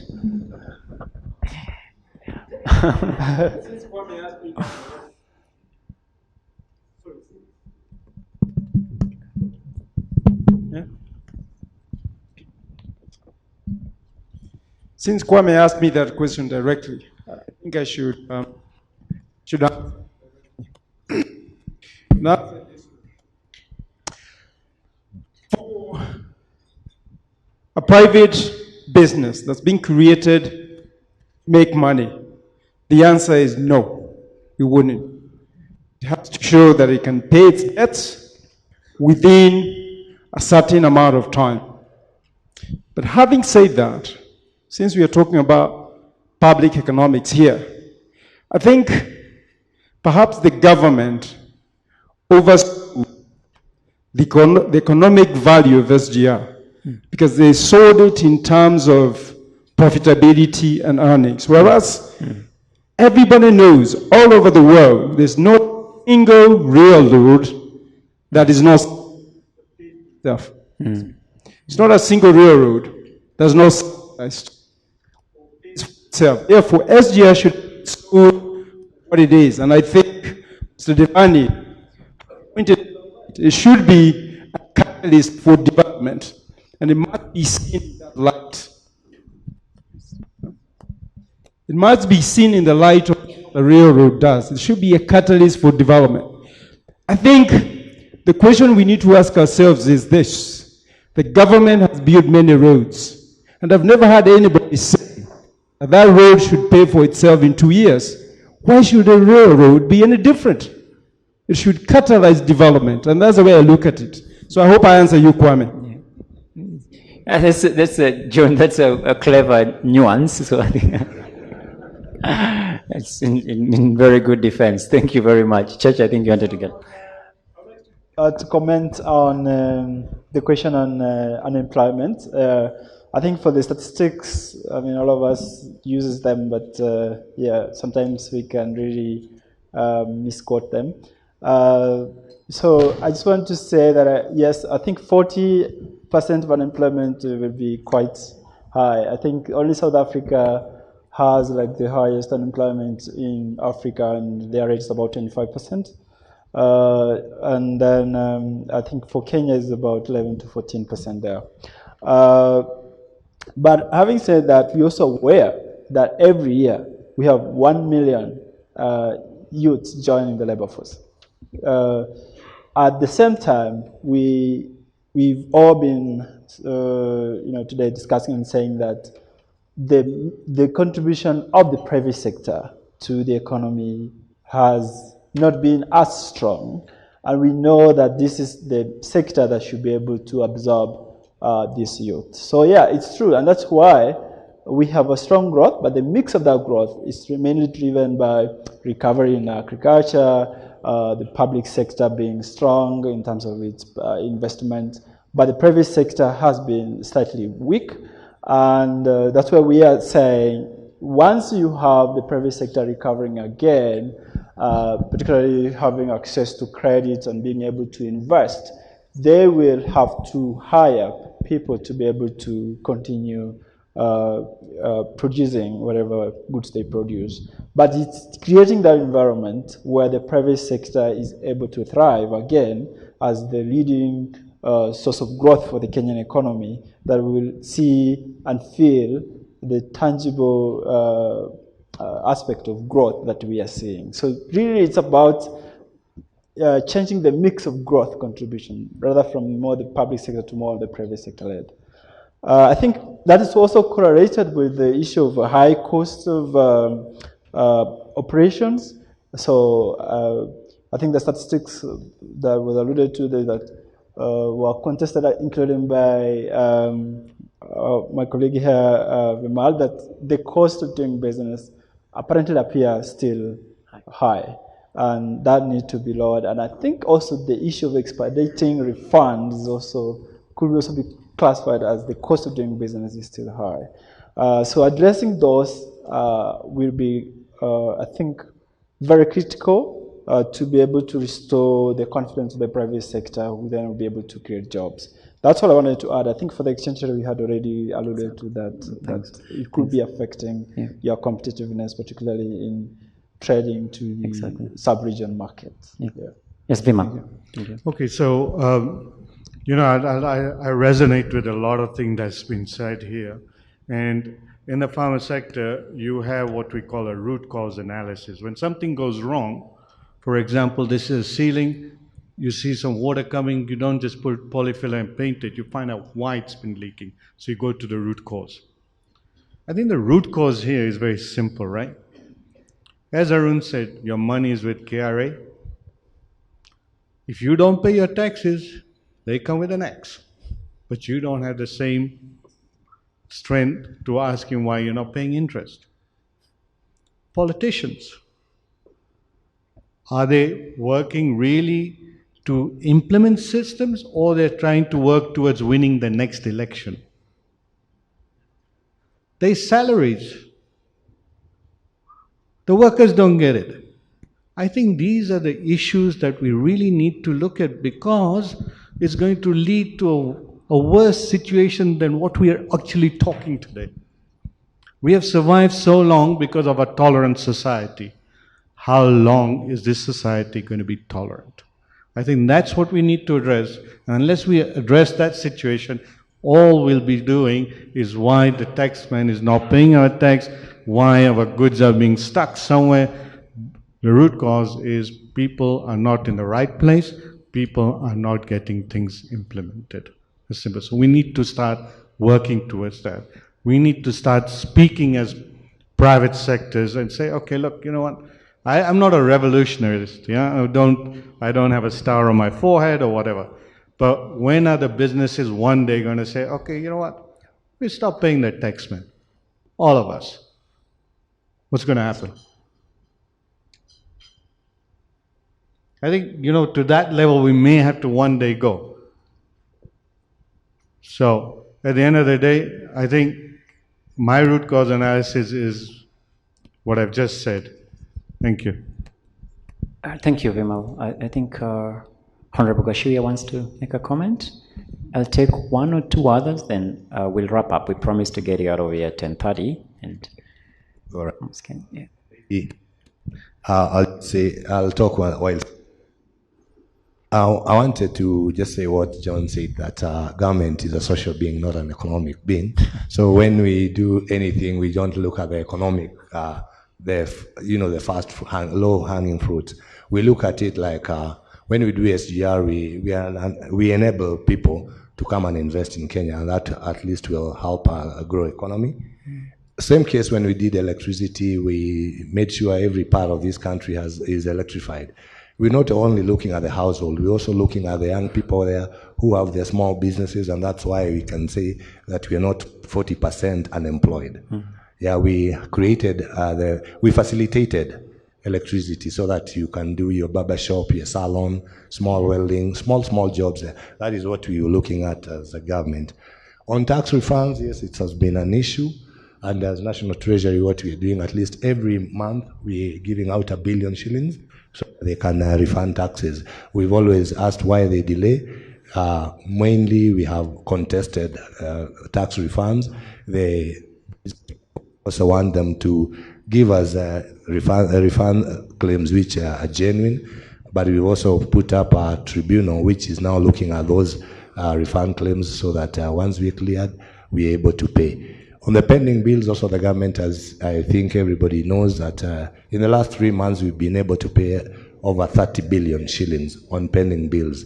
And our Nini, as Treasury, our policy is that we want by the end of this year, December, we're able to make sure that a young man or anybody who gets an LPO from government can come to NCBA and get credit, because we want to change the perception that government is the worst payer to be the best payer. That is one thing that we are endeavoring as National Treasury, and we are pushing that down to counties and also to the parastatals. to make sure that even before they start spending on any new project, they've already cleared their pending bills. With strict instructions from His Excellency the President, by July, that should be the first charge. If you have a pending bill, before you start on anything, you first pay your pending bills. And we are strict on that. The wage bill, of course, you know we have very strong unions in Kenya, and we are able. So whenever they have a collective bargaining agreement, wages will of course go high. Yeah, we know that fact, but we have at times no control over the trade unions. Thank you, Honorable Washui, for clarification. I think the policy developments on the payment side and payment of bills and all that will go a long way in ensuring that the catalysis we need for growth is indeed comes to fruition. One last one or something? Yes. Good morning. My name is Winnie Ngumi. I'm Managing Director, Space and Style. First lady to speak this morning. I had a caveat. So I just want to comment to Treasury that, in my opinion, the best way to unlock the private sector is to focus on primary wealth creation, which would be done really through manufacturing and agriculture. Those are the two activities that create wealth. And as new manufacturers and quite strong income now, I want to just comment that outstanding VAT refunds are currently at 130 billion, and at 1 billion shillings a month from Treasury, it translates to 12 billion. It might take 10 years to actually refund the manufacturers. And this has been an issue with the manufacturers, especially the larger manufacturers, say for example in metal sector, who are also our suppliers, and it builds down to us, and we are unable to actually produce and get raw materials at the right time and at the right cost. So these things essentially should be looked at mostly from Treasury. All the policies that request the RDF, IDF, all of them at policy level get approved, at implementation they all get frozen. So we just simply want to request Treasury to hasten and fast track ease and cost of doing business in manufacturing, and also to focus on how to unlock the agriculture sector, because these are the real primary sources of wealth creation, and they are the ones that are going to create employment, they're the ones that are going to sustain revenue growth, and also derive profit, and Wanjiko is actually going to feel the impact of these things. Thank you. Thank you very much. I appreciate that the Treasury is taking the positive things, right? And there's a goodwill behind it. But I feel, I'm going to talk about my business, which is the pharmaceutical. I haven't had my refunds coming in for almost 5 years. Okay? So one can say, and one can report to your office and say, these guys, because they've had an issue. Is there really an issue? Who is reporting what? I think so what we need to do is see the quality of the reporting first of all. Second thing, when we went from the manual to the iTax, that has not still been resolved, which are lingering problems. Yeah? Let me ask you a simple thing. Why is it that on the 7th of November, when Uhuru Kenyatta, for good reasons, said the raw materials will have this much RDL, this much IDF, finished products will have this. Yeah. So what he did was he created RDL, IDF at a lower rate than importing products. So that gives a benefit to the manufacturers. Why is it 2 months later we are still suffering, rather than us being put in a bracket which was old, it's gone up? All because of a bureaucratic system that we live in. What is it? They want to know who the manufacturers are? I think it's very easy to find out who the manufacturers in Kenya. For example, the pharma industry, where we are talking about health. PPB has a list of registered manufacturers because they inspect, they are gazetted. All you need to do is check the cassette and apply it. But here, everybody's asking, get me a letter, get me the name of the manufacturers, go through CAM, go through FKPM, go through Ministry of Industry, letter comes to Treasury, Treasury writes a letter to KRA. What is all this? How are we helping each other? It's a bureaucratic process. Even today, I must tell you that we finally managed to get the letter from Treasury yesterday to KRA. I don't know how long it's going to sit in KRA. So, this is what we really need to look at. And what are we achieving at the end of the day? I'm in the manufacturing business. I'm particularly involved in trying to reduce the cost of medicines. How is it going to happen unless we sort out these low-hanging fruits, which are very simple? Thank you. Well, thank you very much. Sorry, I don't want to lock it.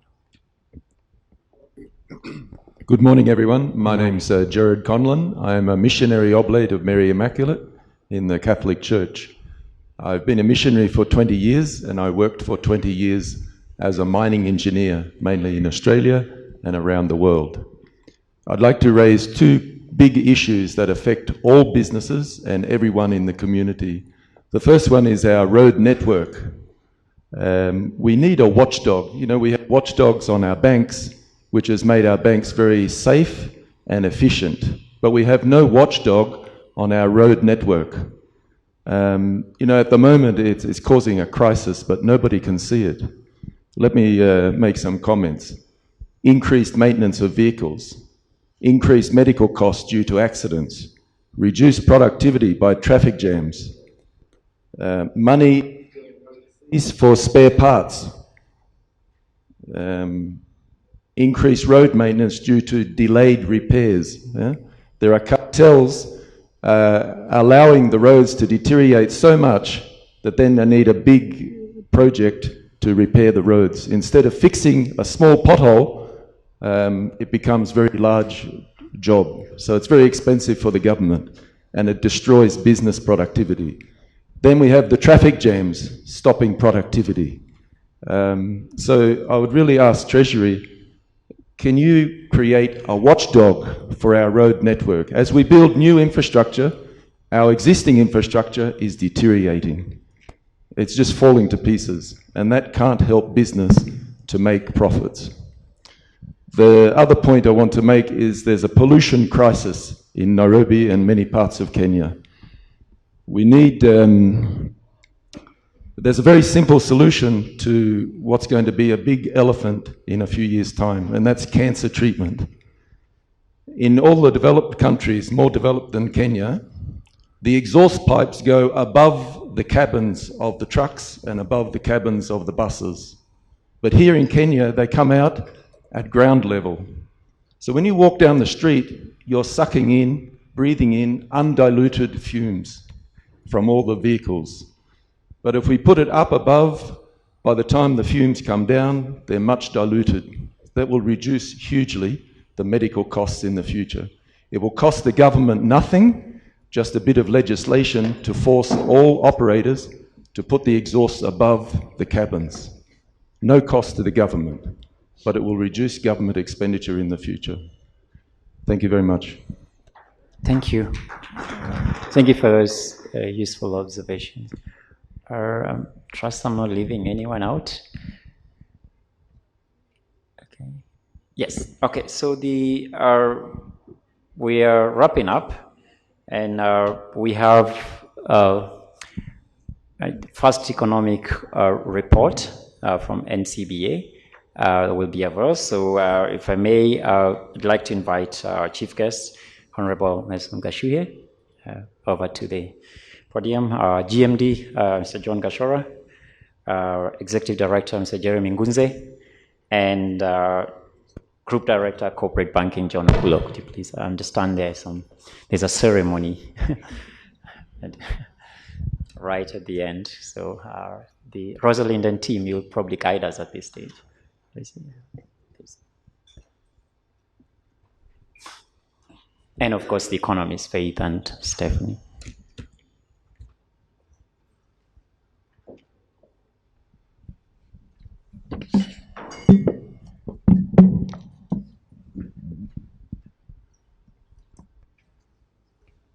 Oh, oh, this is.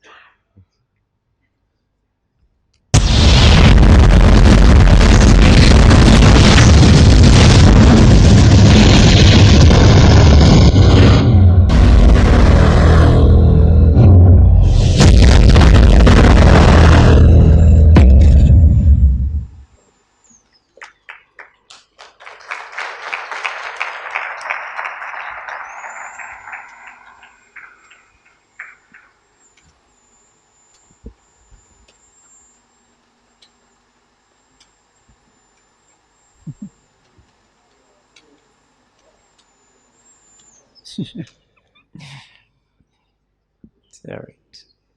It's a photo moment, I think. I'm glad I stayed away from the fire.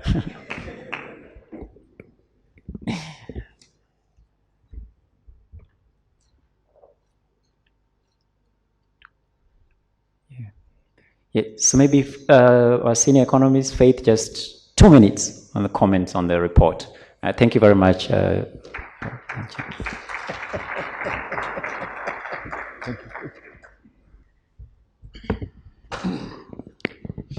Good morning. Thank you, Raphael. And I think our panelist and our keynote has done a fantastic job just giving us insight into 2020. I think the views here are not very divergent from what we have in our report. We think the economy is still going to show some considerable level of resilience, growing by about 5.7% this year. But then again, that depends a lot on the way Treasury is going to approach the fiscal consolidation. Of course, how the weather evolves in the year, but then I think we still have a fairly strong consumption base to sustain positive and strong growth in 2020. This is just the outlook for 2020. We have regular updates on the same. We are happy to discuss this with yourself. Unfortunately, we are out of time for now, but you can call on us just to engage more on the contents herein. Thank you very much.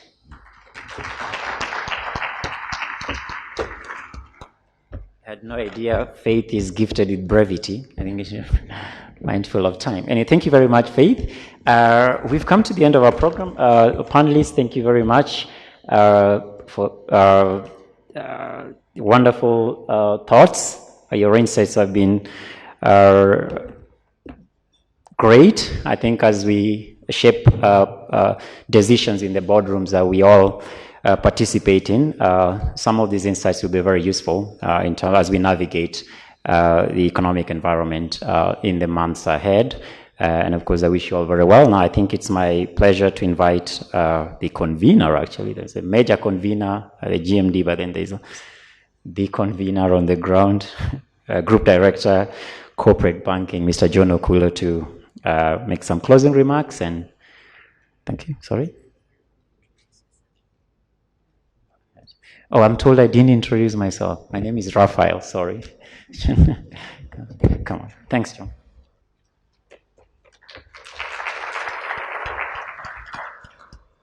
Yeah, thank you, and good morning, ladies and gentlemen. Raphael is actually our chief economist and director at the bank.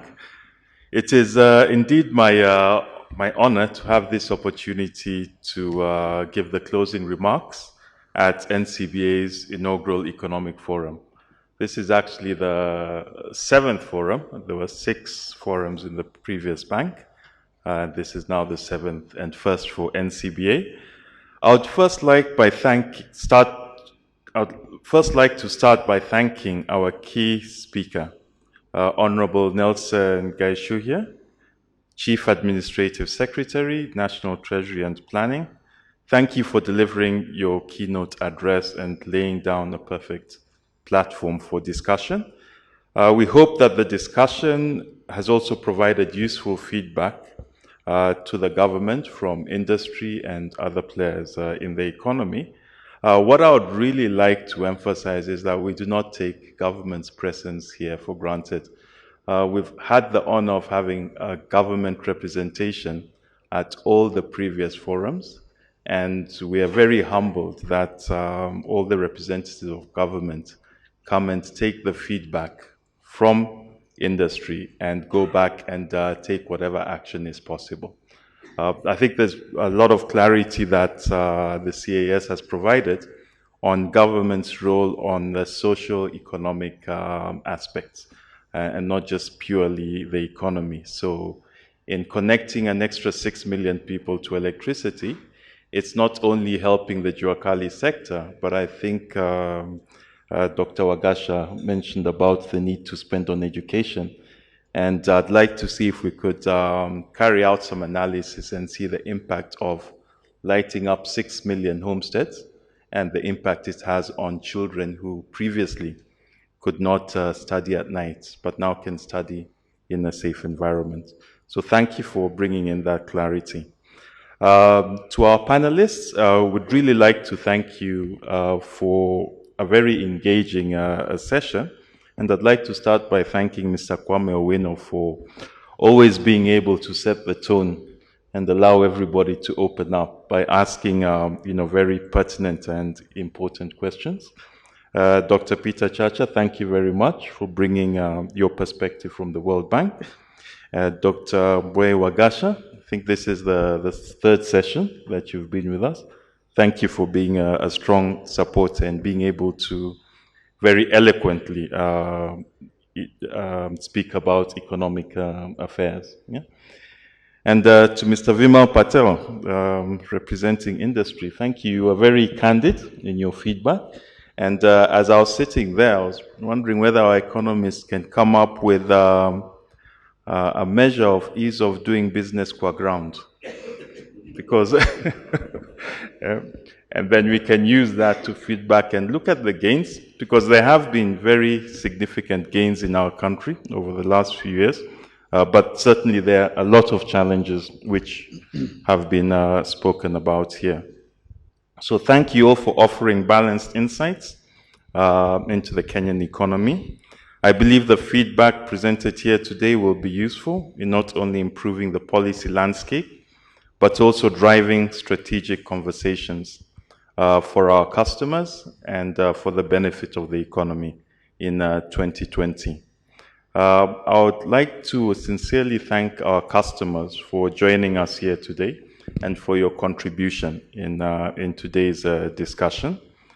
We feel that the NCBA Economic Forum is specifically designed for you, and so you should always feel free to come here and ask the tough questions and seek the answers. I would also like to thank our Group Managing Director, Mr. John Gashora, for his support of this platform, which is our flagship corporate customer engagement event. Thank you very much, John. And to the able team that ensured that this forum came into fruition, Naomi Kihara, please just show your hand. Thank you for coordinating all the invitations. The relationship teams who will be here for the next 20 to 30 minutes and engage with you. If the relationship teams can stand up or at least show your hand. Thank you very much. The economic team, who are really the brains behind this forum, Raphael Agung, thank you very much. Faith and Stephanie, maybe you could stand so that you're seen. Stephanie has not been seen yet. Yeah? Okay, great. Thank you. And the marketing team, ably represented by Joy and Maureen. Please show yourselves way in the background there. Thank you very much. And to the rest of my colleagues who assisted in making this event a successful inaugural one. Thank you all for the hard work. To the team at Radisson Blu, thank you for providing this venue and the breakfast, and also to the teams that were responsible for the entertainment and deco services, that is expos and the other parties. Thank you, and I wish you all a very fruitful day and a successful 2020. Asanteni.